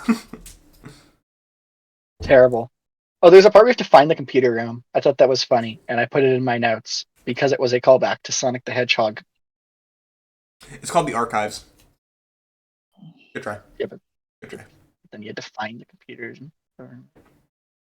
I forgot to mention, actually, this is before Black Cat 2099. It's a chase down Mary Jane, and like 3/4 of the segment is abysmal dog shit because there's no tension because she runs away, and then you have to solve a really long puzzle of just like killing guys, and then you see her again, and then you solve another puzzle, and then you see her again, and then you solve another puzzle, and then the end is kind of cool though. She's in the fall and in the elevators, and you gotta get her. I thought you didn't like the skydiving sections. I thought it was visually interesting more than anything else in the entire fucking. This game. is a big But, ass building. Do you know how long that elevator's fallen for? I did, yeah. I thought of that in the moment, but I should have written in my notes. Yeah, that was kind of insane. It was like a minute or two. And there's so many skydiving sections in this game. How high up are we? There's a lot of parts in the game where you're playing as 2099 and you're just going up and down. I guess also technically the last skydiving section is you set off an explosion and go up. That kicked ass. That I ruled. have to give him that. That was fucking awesome. I had him, and it's like I think that it might be in Act 3, but it doesn't matter. There's a part where you have to like keep this fan, and like it was interesting too, like gameplay wise, because you had to go back down, turn on a fan with more battery power, and you'd go higher. Then you get a battery up there, and then you go back down to the fan, you go high. Like it was interesting. It was fucking interesting. Imagine that. The guys at Beanox had an original idea for the first time in their entire goddamn lives, and then forced critics to immediately ruin it by throwing us into one of these skydiving sections. But you know, Bro's a hater. Bro's a hater. game's terrible. Game's just straight up awful. Awful? I'm sorry. Awful? Yes, it's awful. It's awful. Game's awful. I'm sorry. Game's Made awful. me be not happy. If I played this game as a child when it came out, it would be my entire personality. I can see myself enjoying this if I was a kid. Admittedly, it has a little bit of like aura to it. There's some cool moments. The story has interesting bits. It doesn't look bad visually, but it has nothing in terms of redeeming gameplay qualities. The whole just shit the whole way through. Yeah. Yeah. We gotta play Also, The it's Amazing kinda cool. Spider-Man on the 3DS at some point. Because it's more of the Exactly. same, baby. I thought you were gonna say way better. No, God, no. You watch my video. Fuck, I did. I mean, listen, I thought you'd just be wrong. We've Well, been over this, Wes. I only like good games. Adam, No. Name one bad I game I don't like. think Name you one. like that. One bad game. Hit Mario and Thousand Year Door. You gave that game a 9 out of 10. I don't think I did. that game even. I did. Cool story twist, by the way. I'm talking I actually thought it was pretty unexpected. which story twist? Yo. Oh. My name is Skylar That's White, here. yo. My husband is Walter White, yo. Yo. That's so true. Did you see this coming? Because you I have a actually didn't. husband? I have a husband. What's up, Wes? Huh? What did you say? You asked a question. I actually something. Yeah, what's to Adam? Adam said, like, my husband Walter White, yo. And Isaiah, like, asked the question, like, you have a husband? What the fuck are we doing? Wait, what the fuck is that? That's kind of the vibe I was going for. I was like, we're just saying random shit now, so I'm just gonna put a funny thing. No, on Wes, screen. you asked a question. What was it? I didn't ask. You a were question. talking about the twist, and you said something, and I didn't hear it. Oh, Hunter said something about having a husband, and I said some stupid shit like I have a husband. Or We're not talking about the twist. We're talking about We're not talking about that. We're talking about the twist. I know. I didn't say anything. I just said that it was a cool. Oh wait, I remember now. I did ask you a question, and I'm lying. Did you see this coming? Because I didn't, honestly. No, it came out of nowhere, and it was not set up well at all. Wait, I mean, what's yes, the but twist? the evil CEO is Peter Parker from the past when he gets old. Oh, shit! I didn't see that happen.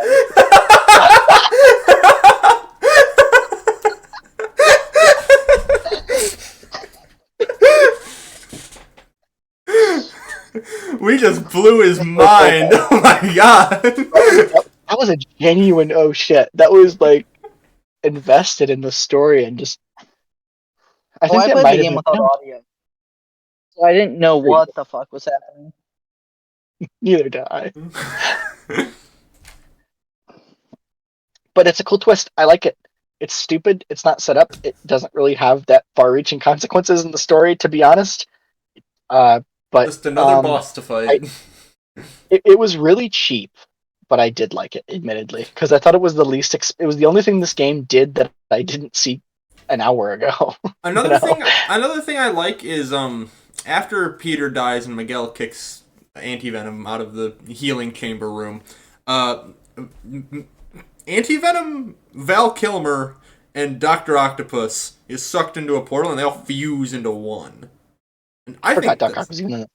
yeah, he's barely in it. But I think that's cool. That's a cool concept. It's not like super well utilized, like anything in this entire book and video game, but it's cool. It's kind of cool. And I liked I didn't also like after it. you got to win with. Fair enough. I liked after you found out that he was Spider-Man, you got to walk into his like loot room and you got to see a bunch of other like old Spidey suits and stuff. That was cool. That Come was on, cool, that was but also, cool. despite going through the entire building for the past 4 hours, this is where you start finding Spider-Man memorabilia. Yeah, it's extremely convenient. But I do like all It the suits almost they feels show like off. they added that. They're all like little references, so to speak. So they're interesting. I got some of them. I got like a couple of them. Didn't write them down. Didn't care enough. No, But I think Iron Spider might have been. there was an Iron Spider, yeah. Yeah, yeah. I don't know. I was talking out of my ass. And this is the end of Act 2. Oh, that is the end of Act 2, isn't it? Yeah, I mean, I think technically the end of Act 2 is like after the fucking terrible Black Cat shit, but it's just who cares? And then immediately after Act 2 ends, they throw you into literally the worst part of the entire game.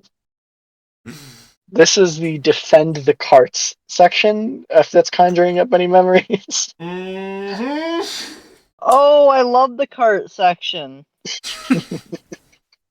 So I got to one part where it didn't have a marker telling me where to go, and there was like a wall stopping one of my carts from moving, and there was no indicator as to where I would go because it was just telling me to protect the cart. But I had protected the cart, but I needed to lift up one of the walls by like flicking some lever. So I just had to like run around for a while until I found it. And I can't remember because I don't feel like I remember playing much of the game after this.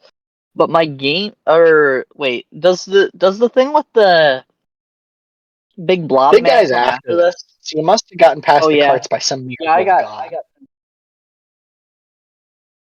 My game didn't crash here, I guess. Don't you just This spider part. sense the lever? And it tells you where it is? I had a game-breaking glitch during the Fat Man fight, and then after the Fat Man fight, soon after my game crashed, and I said, "Fuck this shit."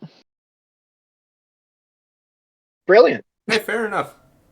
Can you use spider sense to see where the lever is? I think Okay, can, yes, yeah. I was trying to do that, but in one specific instance, it did not work, and the spider sense was telling me to protect the cart and just go to the cart when I needed to like lift up a wall. Interesting. It was the only instance where the spider sense did not work for me in the game. Interesting. Looks like Beanox be not testing their games. Oh, fucking got him, Wes. I didn't struggle with any of the cart sections. They don't throw enough enemies at you for it to be difficult. It's not difficult. It's just boring and slow. It's just and clear it's the room. just You clear the room, and then the terrible. cart goes there, and it's done. It's over. And then once you start moving it, some more guys spawn in, but they're not really a threat. You just web them and you punch them and you kill them, and it's fucking It's just boring bad. as shit. That's all. It's just And bad. then they make you do it 3 times, and each time it's longer, and it's just like shoot me in the head while you're playing it. Terrible. And it has like there's no like interesting like, oh, I gotta distract him using my like my decoy ability, or like Peter use quantum causality to cause these zombies not to exist. Like there's none of that shit. It's literally just like hit the guy. That's it. Oh, and a lot of button spam, by the way, because anytime you flick a lever, it's button spam. When you push the carts in, it's button spam. To spawn the carts, it's button spam. Everything's fucking button spam. I'm just letting you rant. I agree with all the things you're saying. I'm just fucking around with the camera at this point. Oh, okay. You look Yeah. really sad. The game just is button spam, Adam, and I just honestly I don't know what you see in this game. But He does calling survive. it a game, as in the point, it is far too generous. There is no challenge so much as there is fingers. I think Gandhi said that. Immediately after he was put down. After. Was that before or after he slept with his niece? It was somewhere in the range of immediately to immediately after death. You know? It was somewhere in there, I think. It might have just been like the gurgling shit you do. Yeah, we had our scribe doing his best. I don't know if we got it all the way. Scribe. I'm a little emotionally broken down by talking about Spider-Man Edge of Time and reliving the trauma it put on me. Don't worry, I'll pick next year's Beanox Spider-Man game as the next episode pick. Brilliant. I like you say next year. It's literally an annual franchise, dude. If you want to talk about Assassin's Creed, Spider-Man, I wish they would decide to make good games one day. But instead they make only. bad games day after day after day. And it up here. really just saddened. They started making good games in 2018, then they gave up. And they kept going. That's what's incredible, yeah. That's the So, crazy thing, is they I made one good Miles Morales spin-off game. Two more. And made two more never good made Spider-Man another good Spider-Man game after that. Crazy thing. And a wonderful PC port. They broke it again, by the way. wait. They broke it again. They broke the PC port again. Oh I can no my longer get over 40 FPS at 4K. They fucking broke it again. I could have been talking about Miles Morales. Before we move on, I must ask this one question. Are there any Spider-Man games that we haven't played? A lot. Oh boy, are you in for a treat the rest of this year. And let me tell you, there's amazing games. Not amazing quality, just the amazing brand. And then you can actually, I don't know that you've considered, Adam, is there's actually some room to go backwards. Yes, there is. So there is Spider-Man the movie. Yeah. There's Spider-Man 2, Spider-Man 3, and then there's also did not have. Right? Am I wrong? It did. Oh wait, no, it didn't. There was. Oh, there was a canceled one. Ignore it. There's also 2005's, I believe, Ultimate Spider-Man. That's a good one. Yeah, Adam, you're gonna have to challenge yourself to get me to play these games. It's gonna be another Origami King episode situation where we have to fucking jingle keys in front of you with Galaxy to get you to show up.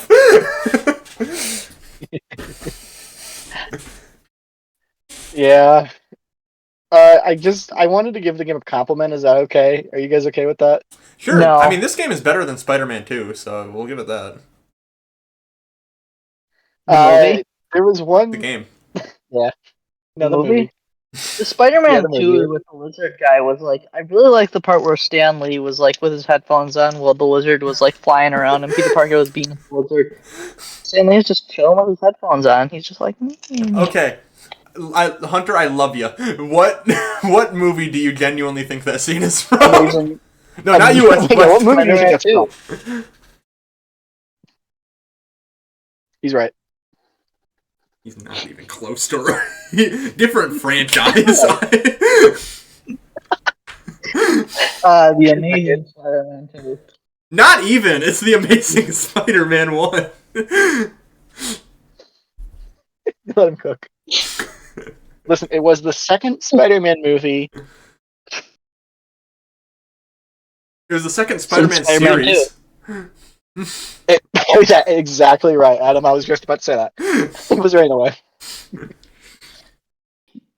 Okay, I wanted to compliment the game. This is going to be the only time I do it for the rest of the video. There is a part where the big guy shows up. I feel like the this game a lot for the Fat Patch community. Not a word. There's a part where you meet the big guy, and they don't say yet that he's a fusion of all three. But I saw he had like a venom symbol, like a spider symbol on his chest, and I thought, wait, that's anti-venom. And I looked at other parts, and I'm like, wait, that might be one of those other guys too. And so I was thinking, is that a combination of them? And I thought that's some interesting visual design that made me think about the story a little bit before it told me. And then I was immediately unimpressed when they reiterated about 6 fucking times. Like, wait, could that be a fusion? Oh, is that anti-venom? What is that thing? For like the next like speculating on the shit I already knew. So it was a little frustrating, but the design was cool. Venom and it- was not.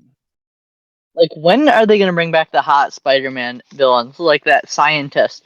Like those scientists in those early Spider-Man movies, like whoever that guy was that turned into like the Green Goblin, the guy that had cancer, the guy that turned himself into a lizard, all super hot villains. Anti-Venom, not even hot. I just want to say, you guys remember Doc Ock and Shattered? Doc Ock and Shattered, y'all remember Okay, that? Adam. Doc Ock and Shattered was hot. You are right. So So was yeah, Scorpion. Doc Ock, super hot. Like all these scientists. Like I'm starting to notice a trend with Spider-Man villains being scientists. Spider-Verse? Yeah, it is a very minor key part of his character that science is topical. Not important though. Oh, I think he meant that the scientists are sexy. That's also a key part of his character. That's also a key part of his character. Absolutely right. Like Peter Parker is like the incel, and he's fighting all of the bad scientists. Hunter, would you describe... What are you eating? Hunter, would you... What are you talking about? First time that's happened. Hunter, would you describe Peter Parker in this game as hot? Never saw him with his mask off. It's the first Like, cutscene in the game. I only saw him in the gimp suit.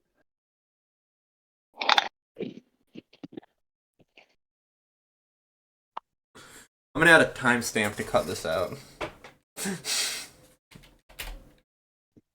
Gimp suit part? Why? All of it. Yeah. All of it. All of it. This entire video is not getting uploaded.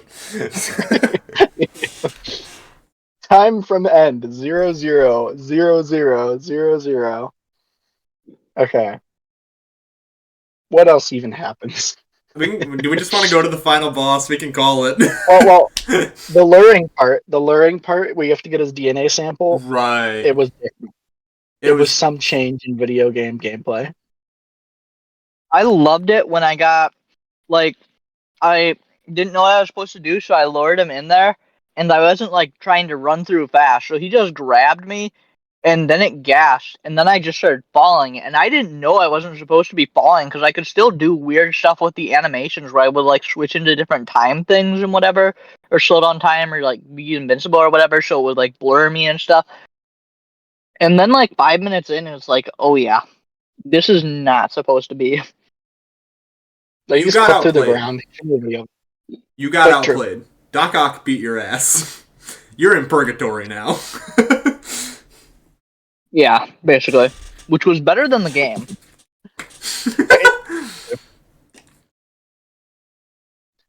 I don't know, man. Let's just go to final boss. This is a dual final boss. Peter fights I actually like the format of this. I like the boss- format of going back and forth. Yeah, it's interesting. And the boss fight itself, boss fights, I suppose, they're not bad. They're not spectacular. Better than I Spider-Man don't know. 2, where Peter starts the final boss, and then it's just Miles for the rest of You're it. crazy. The Spider-Man 2 final boss fight fucking sucks. I think you're unnecessarily critical. I think you're a mini M&M. Okay, let's be real for a minute. I want a t-shirt that says that or something. Being a double suit for copyright. Like, from nobody. That'll be our merch. Just in big impact font, I'm a mini M&M or some shit like that. Yeah. Oh my god.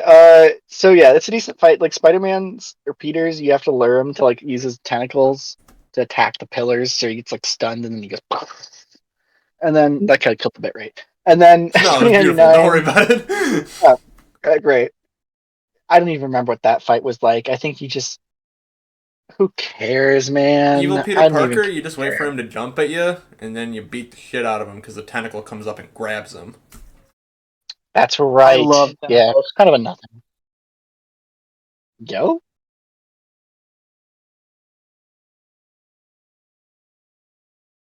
Wanna, like, clarify?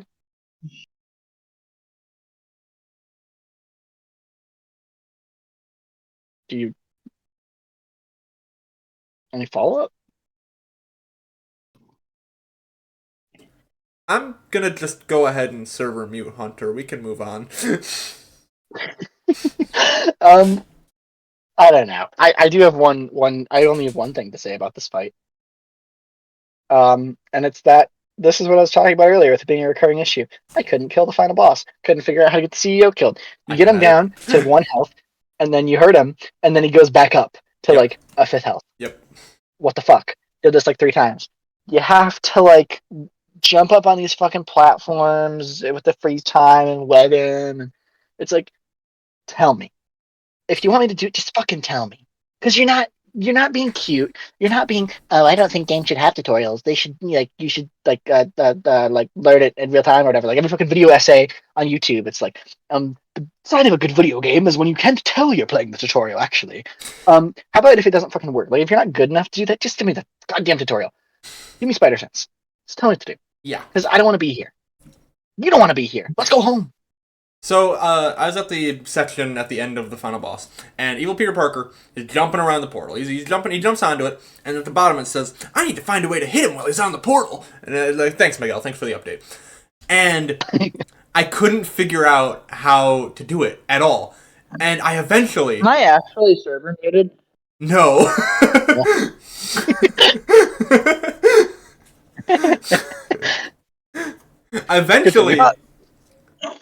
Eventually, he just fucking died. I don't know what I did. I have no clue what I did. He just died eventually. I had to do the solution, and I swear to God, he came back, got by his health like 10 times. I just, goddamn, dude, what an end! What a note to end on. Like already a shit sandwich of a game, and then you drop that on me at the end. Another one of these just like game design oversights, and it's like the game, like it's like you said, like it's like the game's like, oh, you have to hit him when he's up there. I can't aim my webs. You didn't make that feature, Bucko. Like. They tell you what to do, but they don't tell you how to do it. It's so fucking frustrating. It's like when you play, I don't know if this is just a me experience, a remaster of an old game on like new hardware where they couldn't re-record the voice acting, and they're like, press the action button to crawl. Because they couldn't re-record him saying circle or B or A because it's a multi-platform remaster. What the fuck's the action button? Like you ruined the point of this tutorial. That's such a niche problem, but it's happened to me so many times. But the final boss is cool. It's cool that they have, and they cut between them. That was cool. And you know what? Another point in this game's credit, the way it cuts between the Spider-Man is like surprisingly seamless and neat. You mean Spider-Man? Do I? Are you trying to be sexist right now, Hunter? Well, there's multiple of them. Hey. And you said Spider-Man, and it's not cutting in between the Spider-Man. Like that would be like his groinal region. Would it? That's just you, bud. No, I'm following this actually. I get what he's saying. If you cut in between the Spider-Man, you have to cut him in half. You have to bisect him. But then you'd be bisecting a lot more than the groinal region now, wouldn't you? We'd start from the groin. You don't want to start from the head, you idiot. Yeah, it's like that part in South Park where the guy's trying to kill himself with a saw, and then he flips around and he's like, oh, that would have been painful. Why was I doing that? You don't know what I'm talking about? Okay. Yeah, terrible game, terrible ending. I will say this, the game had a more satisfying ending than Shattered Dimensions, like story-wise. Mhm. I liked how the credits were the two Spider-Men, got it right that time, talking to each other about like a lecture about explaining the time paradoxes and stuff. That was kind of clever or whatever, interesting, I charming, just whatever. did not find the game sexy in general. Which is weird, because I mean- Spider-Man on the DOS was.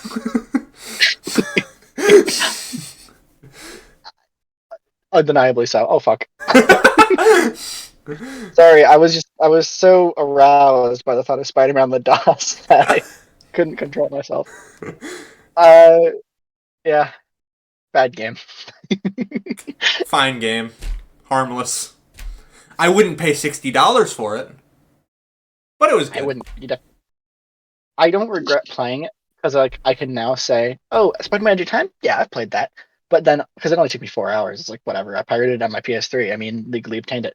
And so I don't regret playing it. I don't think it's like an atrocity. That's why I think it's in that 4.5 range, like Sticker Star, where Sticker Star is an atrocity. Let's get that clear. Yeah. But it has redeeming qualities. Well, Like the music's great, graphics are great, visually and I like performance. the Like music it in has. this game. I like this game's music a lot. I couldn't tell you any time I was even like thinking about it at all. I love the title screen. Has I will music definitely enough. use the title screen theme of this game a lot in future. I think I already have used it in future videos. But also, to be fair, I booted up the game a lot more than you guys did. That fair point. Yeah, I saw the title screen one time. I guess I have a list of 3 positives and 3 negatives for the Shattered Dimensions because they're very similar games in some ways, but they're also very different. Okay. Much better, more compelling story. I was actually interested in it the whole time. It was the only reason I felt like playing. More interaction between the Spider-Man guys, which is weird because you would expect that from Shattered Dimensions, but and it didn't really give us that. No. It's kind of like Smash, where like everyone's like, "Oh, be like multiverses, have them talk." And this game, I feel like delivers on that pretty well. They interact a lot. Puzzles, they're shit, but they're in the game. And Shattered Dimensions didn't have anything like that going for it. There was no gameplay other than the combat and traversal and boss fights, though it executed all of those things far better. Well, Weaknesses compared to Shattered Dimensions. I feel like puzzles, Shattered Dimensions, specifically the noir sections, take that title. It has a little bit. I mean, like, I would this game doesn't include really all of hurt. the stealth combat in the noir sections of Shattered Dimensions as puzzles. I don't know. This game has like more traditional like Metroid puzzles where like they're kind of it's like environmental stuff, you know. Like I don't know. But then no visual variety in this game. There's just No. fucking none. The whole game's the same thing. I don't think you see a new texture after the 1 hour mark. Nope. Fewer characters. There's just nobody in this. There's no boss fights that aren't the same thing. But there's No Val Kilmer. enemies that are. There's Val Kilmer. Do you think I don't Val even know. Kilmer is? I don't know. Okay. Honestly, I don't know where to go because I just don't know who Val Kilmer is. It's okay. I don't either, to be honest. I just know his name. Isn't he in Top Gun or something? That sounds true. Is he Iceman? More like Top Hot. He's in Top Gun, Tombstone, Top Gun Maverick, Batman Forever, Heat, The Doors, Willow, The Saint, Top Secret. Who's he playing Maverick? Is he Iceman? He's in Planes 2013. Fuck. He's in Spider-Man Edge of Time. I like how that's listed. He's in The Prince of Egypt. It is Iceman. That was right. Did I say Batman Forever yet? Yeah, you did. Yeah, you did. He's in Top I lost a Gun. trivia question. Last week I lost a trivia question because I couldn't remember that Batman Forever was a movie. Because we were like, oh, Batman, then Batman Returns, then Batman and Robin. And then we forgot Forever existed and we lost the game. You stupid idiot. You dumb fool. I don't know I've any never of the seen- Batman movies. I've only seen Batman 89 and the Nolan movies and the new one. So, and Lego Batman, I saw that movie too. That's better than Batman 89. Best one. It's way better. Might be better than Batman Begins, honestly. But yeah, fewer characters, and then obviously more repetitive gameplay. I've talked your fucking ears off about the repetitive gameplay, so I don't need to say anything.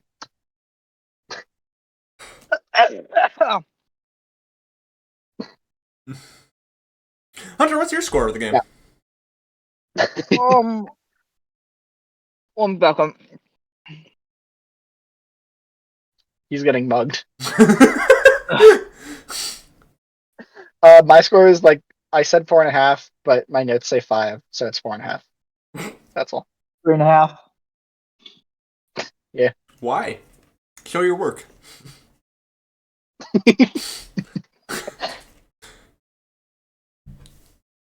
What do you mean, why?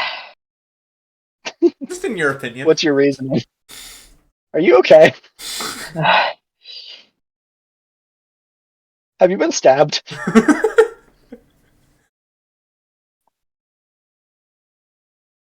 No. Oh. Have you been shot? No.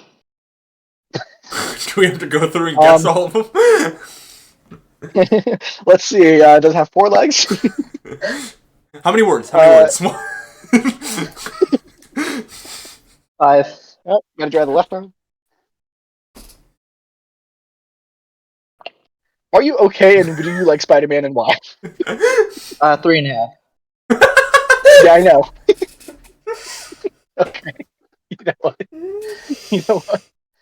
I like a man who stands his ground.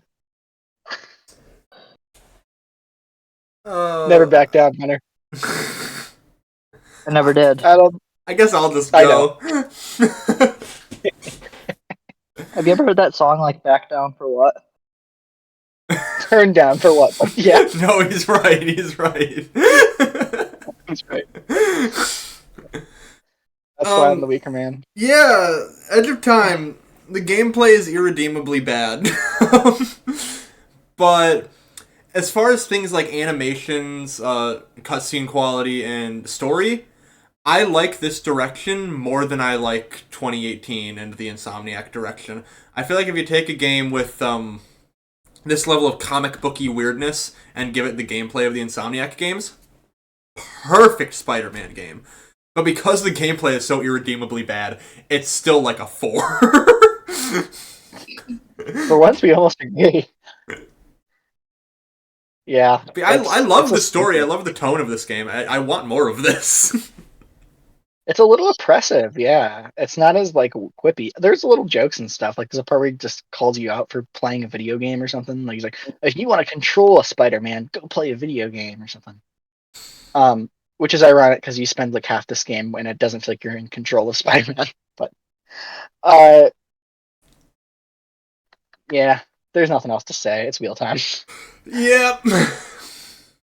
All right. Let's start with bonus wheel because it'd probably be the simple one out of the 3. Yeah, let's just go bonus wheel first. Let's just go bonus wheel. Okay. That's probably smart.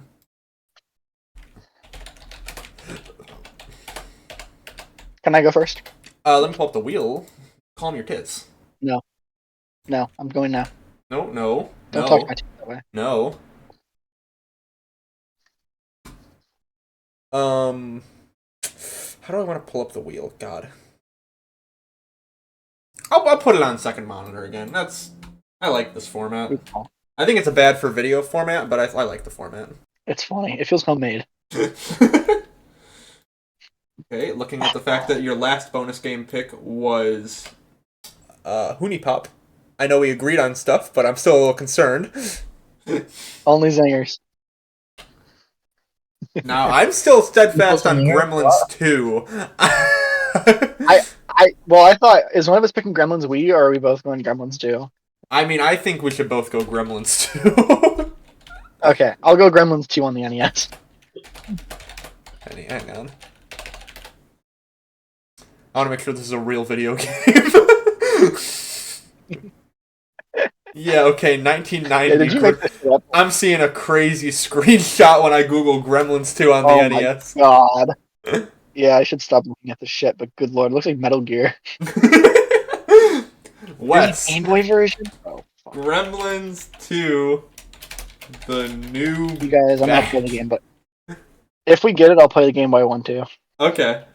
I'm just gonna Control-C, Control-V that into my section. Hunter? More World Gears, don't worry. Hunter, what do you want to pick for your bonus game? My bonus game? I didn't think about that.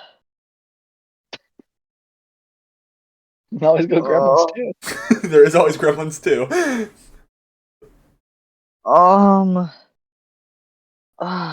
You really sound like you're out of breath. Are you alright? Seriously? Like, Dude, what the fuck am I hearing? Stop making this sound. I just don't know what game to pick. This is really tearing him up.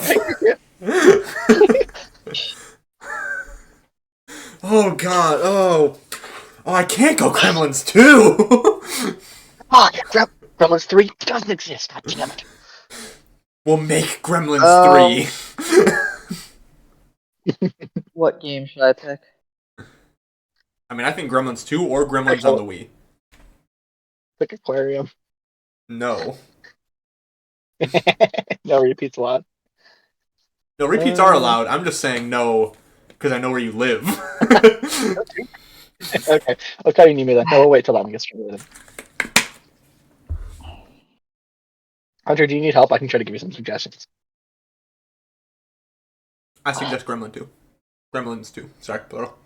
I'm gonna go with Hoonie Pop. Okay. Face. Good ass Or pick. wait, how about we play? We could do some library sharing with I got it, If don't worry. They Be Young. We could do 30 Shades of Grey. We'll go with Hoonie Pop.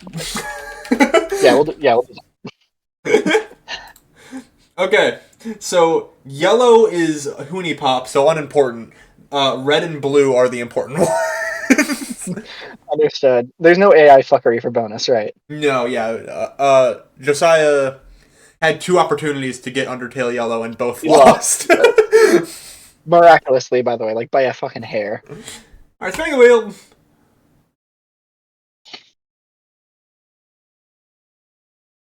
I'm shocked it's Gremlins 2. Whose was it? Whose was it? Mine. Knew it. The goat stays winning, is all I'm saying. Yeah, but you What want should to I go pick? Gremlins Lewis. I think I know what I'm picking. I'm a little torn, but I think I know what I'm I picking. know exactly what I'm picking. I've got it down to a science. Alright. Well, Should I who go wants first? to go first? Just stall for time? Yeah, go. Okay, Yeah. so there's a game from my childhood that I remember. This is the main game, by the way, viewers. Now we're doing the main game for the next episode next month. There's a game from my childhood that I saw a YouTuber play and have always thought looked good and wanted to play, but haven't had a way to play it for a while. And then once I did have a way to play it, I just haven't gotten around to it. So I'm gonna go for it. You might have heard of it, Wes Hunter. I don't know about you. I'm gonna go with Puppeteer on the PS3. Fuck Oh, you. wow. Let me look this up real quick, because I have vague knowledge of this. Yeah, I PS2 or think I watched... It's a PS3 game. Yeah, I thought this was a PS Move game. Do you need the PS Move to play it? Maybe, I don't know. Fuck you if I need a PS Move. I mean, I have some. I can go I find didn't them. think you did. I don't think... Hold on. If you do, I'll pick something else. Wow, what a throw. This is a deep cut, dude. You can play with that move. You just use the right stick. Okay. Then yeah, Puppeteer. What a fucking pick. What a goddamn pick. I'm pretty proud of that one. I like it. I like it. It's a deep cut. But also fuck you, because it's a PS3 fucking PS Move tie-in game. Like, from... Nobody's ever heard of this. What? It's a banger, guys! I've heard of this before, but only in like whispers in the dark web. I'm pretty sure. Like, if it wasn't referenced in Afterbot and it's a PlayStation exclusive, the shit was terrible. Maybe it's really good. It could be really good. Yeah, iBallistic Squid, famous Minecraft YouTuber, played Puppeteer 11 years ago. Yep. And that's how I know. Wow, I can't believe I haven't thought about iBallistic Squid. And yeah, fucking Stampy Cat. What a throwback. Well, I have my pick. Okay. I'll go ahead. I think you guys will like this one. So it has a 2 in the title. You won't have played the first game. That's because the first game is a 2D platformer. This is a 3D platformer. I'm talking about Gex 2, Enter the Gecko. Oh! 2 and Enter the Gecko. Banger pick. And let me tell you, that we might that have episode is going to be like drinking iced tea at Bruce Lee's house. Banger reference, Gex. I'm okay. I don't want to speak too soon because Hunter hasn't picked his wheel yet, and neither has Larry. but so far, we're 2 for 2. These are 2 banger episode picks. This is only good. Hunter, what do you got for me? Don't say Mario Kart World. Please, dear God, don't say Mario Kart World. I was actually thinking about picking the unreleased Mario Kart World. So Mario Kart World, that's what I just said. No, I'm picking the unreleased one. So that would be the one that's soon to release. So that would be the only game called Mario Kart World. Is that correct? This isn't like a Sonic World situation where there's a fan game called that or anything, right? Like, we're talking about Mario Kart World for the Nintendo Switch 2. Yeah, what else would I be talking about? So I'll put it on the wheel if you're serious. Mario Kart World. Adam, hold that veto. Hunter, Mario Kart World. Are we doing it? Mario Kart yeah, World. he's doing it. Yeah, lock it in. I'm fine with that. I guess I don't know that I'll have that much to talk about. We're gonna talk about Mario Kart World in the small talk if we don't talk about it there. Okay, we gotta have a little discussion now. So Yeah. the previous video on my channel was a Mario Kart race video, and we did a little bit of gambling and decided that whatever CPU gets rated the highest and also beats Hunter gets to pick a game. And that was Larry Koopa, famous Koopa For Mario Kart. from Mario Kart. And so I guess we're gonna have to ask him what game he wants to pick. Now I do just want to check in quickly. Do we want to do a Larry Koopa character AI or ChatGPT pretending to be Larry? Okay. Character AI. And no, character AI. Hunter, this way funny. No. Let's do a wheel. Let's do the wheel. Let's do the wheel to pick which AI we use. Alright! Hang on. I like this idea. Okay, my vote's for character AI. Hang on. I'm gonna go with Brilliant Copilot, idea. actually. ChatGPT. Copilot. Mark Cuban's gonna join this call to suggest Gemini. Character AI. That's a Okay. trick for all you hardcore recent season Shark Tank fans watching. So blue is ChatGPT, red is Copilot, yellow is character AI. If this is the only wheel I fucking win this season. Oh yeah, wait, which one? Let's put our names by it so we know. Character AI is Wes, I'm right? Hunter's Copilot and I'm ChatGPT. Damn straight. What color is what? Just so I know. Red is Copilot, Hunter. Blue is ChatGPT, me, and yellow is you, character AI. Alright, spinning!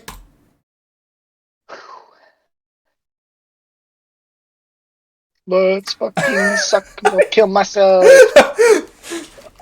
And I'm 2 for 2 on wheels. If we get Puppeteer, this will be so fucking Okay. funny. Jesus Christ. Alright, so we're using We never did a break. free version of ChatGPT to roleplay as Larry Koopa.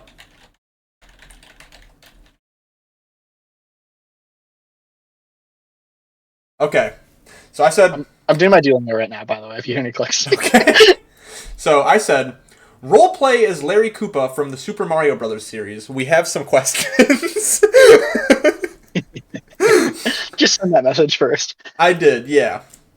Now, Larry responded, you got it, dude. It's Larry Koopa in the spiky flesh, youngest of the Koopalings, king of chaos, and master of wild blue hair. What kind of questions you got for old Larry, huh? Don't keep me waiting. I've got castles to crash and plumbers to pummel.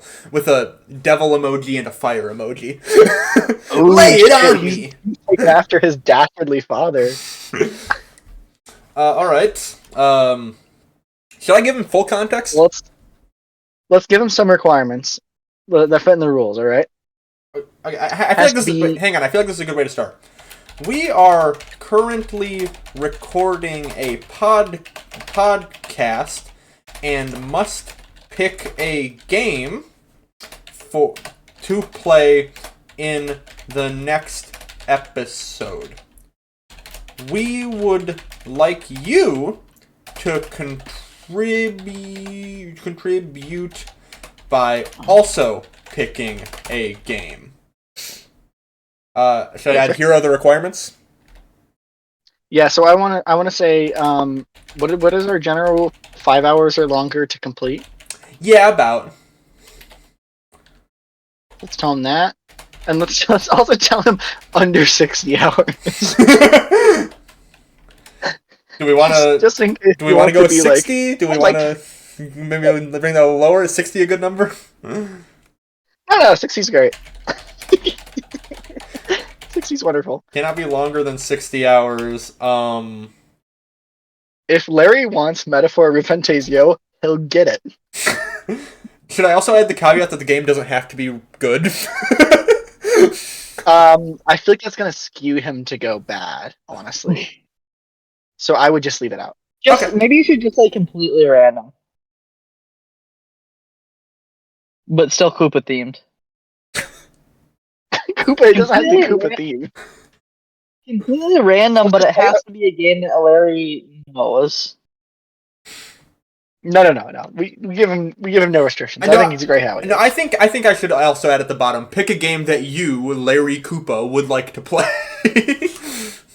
Okay. Can you if you add that, can you at least have the qualifier that he doesn't have to be in it? He can't. You don't have to be in it. Right. He can't Because be I in feel it. like Because who would want to play a game that they personally invested in? I'm just gonna say if you say pick a game that Larry Koopa wants to play, his ass is picking New Super Mario Bros. 2 any fucking day. All right, like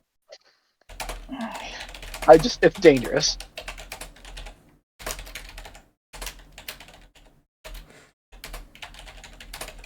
Alrighty.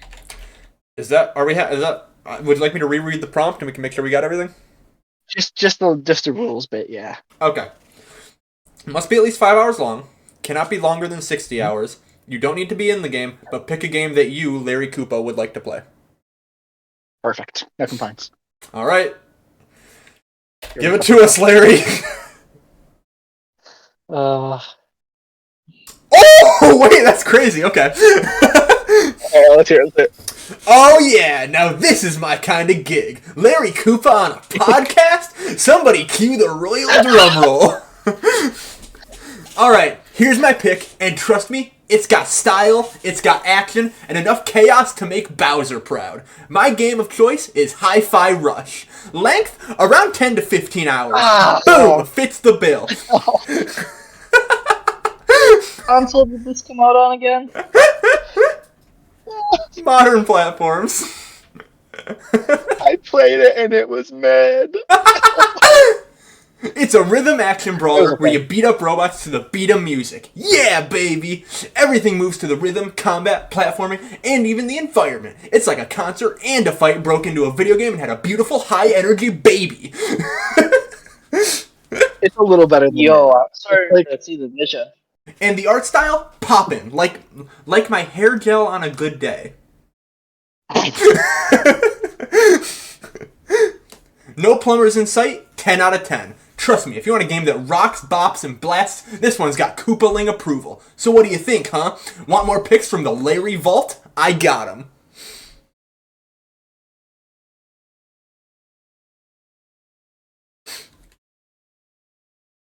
Did I lag out? Did you guys lag out? What happened? Oh no, I I'm just just want to tell myself. So, okay. Normally when someone picks a game, we double check. Are you sure that's what you want to pick?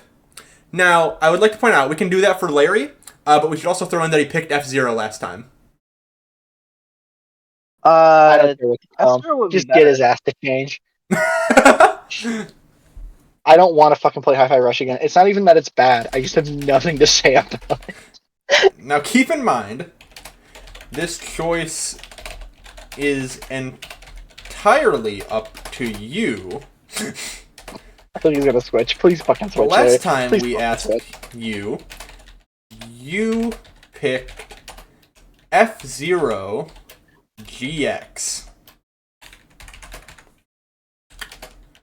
Would you still like to go with Hi-Fi Rush? Change back to F-Zero or pick something else entirely? I like it. But he's gonna fucking say Hi-Fi Rush, and I'm gonna kill myself. Oh man, you're really putting Larry in the lava pit now. F-Zero GX? Legendary pick, no doubt. Fast, furious, and so hard it'll fry your brain like a dry bones on a sunbed. But let's be real, even I rage quit that one sometimes. So here's what I'm thinking. This is 100% pure Larry logic. Drumroll again, please. I'm sticking with Hi-Fi Rush. Why? F-Zero GX is dope, but not everyone can handle it. It's like asking a Goomba to do calculus. Hi-Fi Rush is fresher, funnier, flashier, more like me. Plus, you can beat it in a few sessions, and it gives you that yeah, I'm awesome vibe without making you cry in a corner. Looking at you, Chapter 7 of GX. I am crying in a corner. So yeah, I'm officially laying my royal trident down on Hi-Fi Rush. Final answer. Unless next time I pick Katamari Damacy or something completely bonkers. Next question. Next question, podcast pals. Jesus fucking Christ. Fuck you, Larry. Fuck you, Larry. There's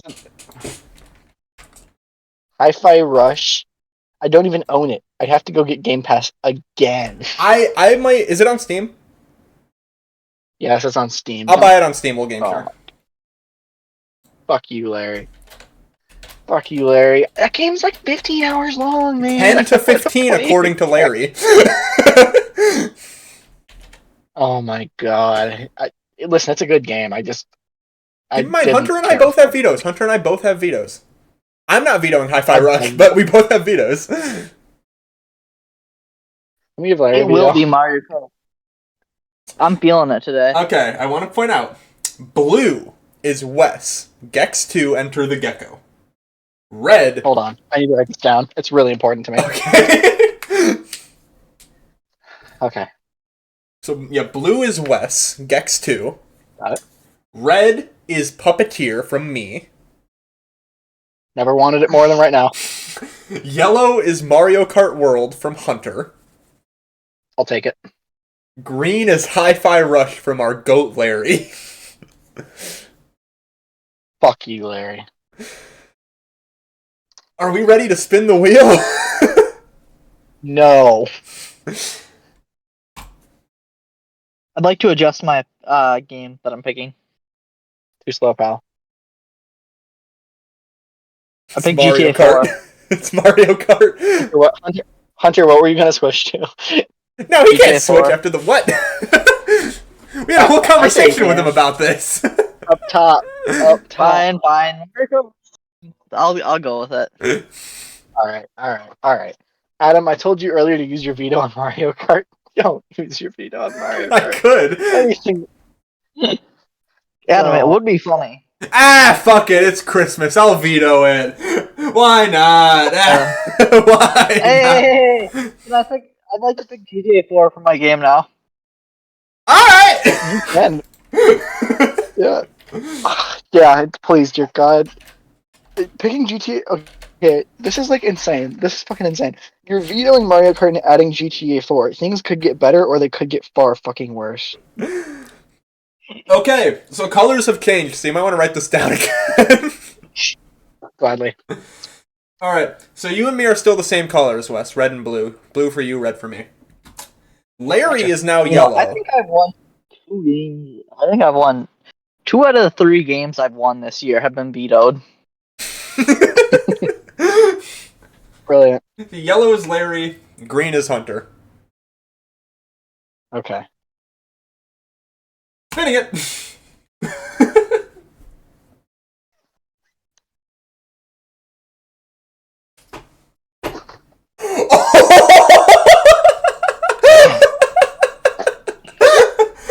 It's GTA 4! We're good! No, Wes, come back! It's GTA 4! You're good! I don't think he knows he's good! What did it almost land on? It almost got Hi-Fi Rush, but it landed on GTA 4 just barely. You won 2 wheels this episode, Hunter. Good job. Back-to-back wheels. That's awesome. I'll never win a wheel again. No, God, no. Your luck is gone. It's been sucked out of you. No, maybe this is just the reversal. You'll never win a wheel again. I mean, I also won 2 wheels this episode. We're even. What happened to Wes? I think he thought we got Hi-Fi Rush and stormed off. No, spin it again for when he comes back. Okay.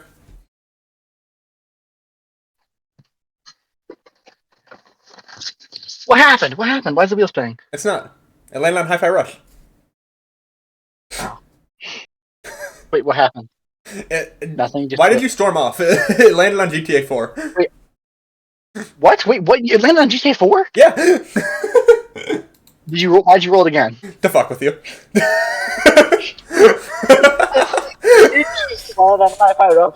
You were back just a second too early.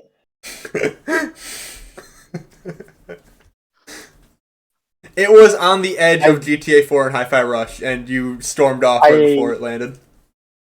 I saw Hi-Fi Rush, and I saw red. I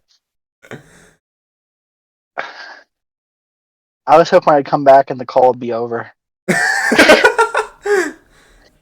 Nope. Next episode is it's GTA 4 with Gremlins 2: The New Batch as a bonus game.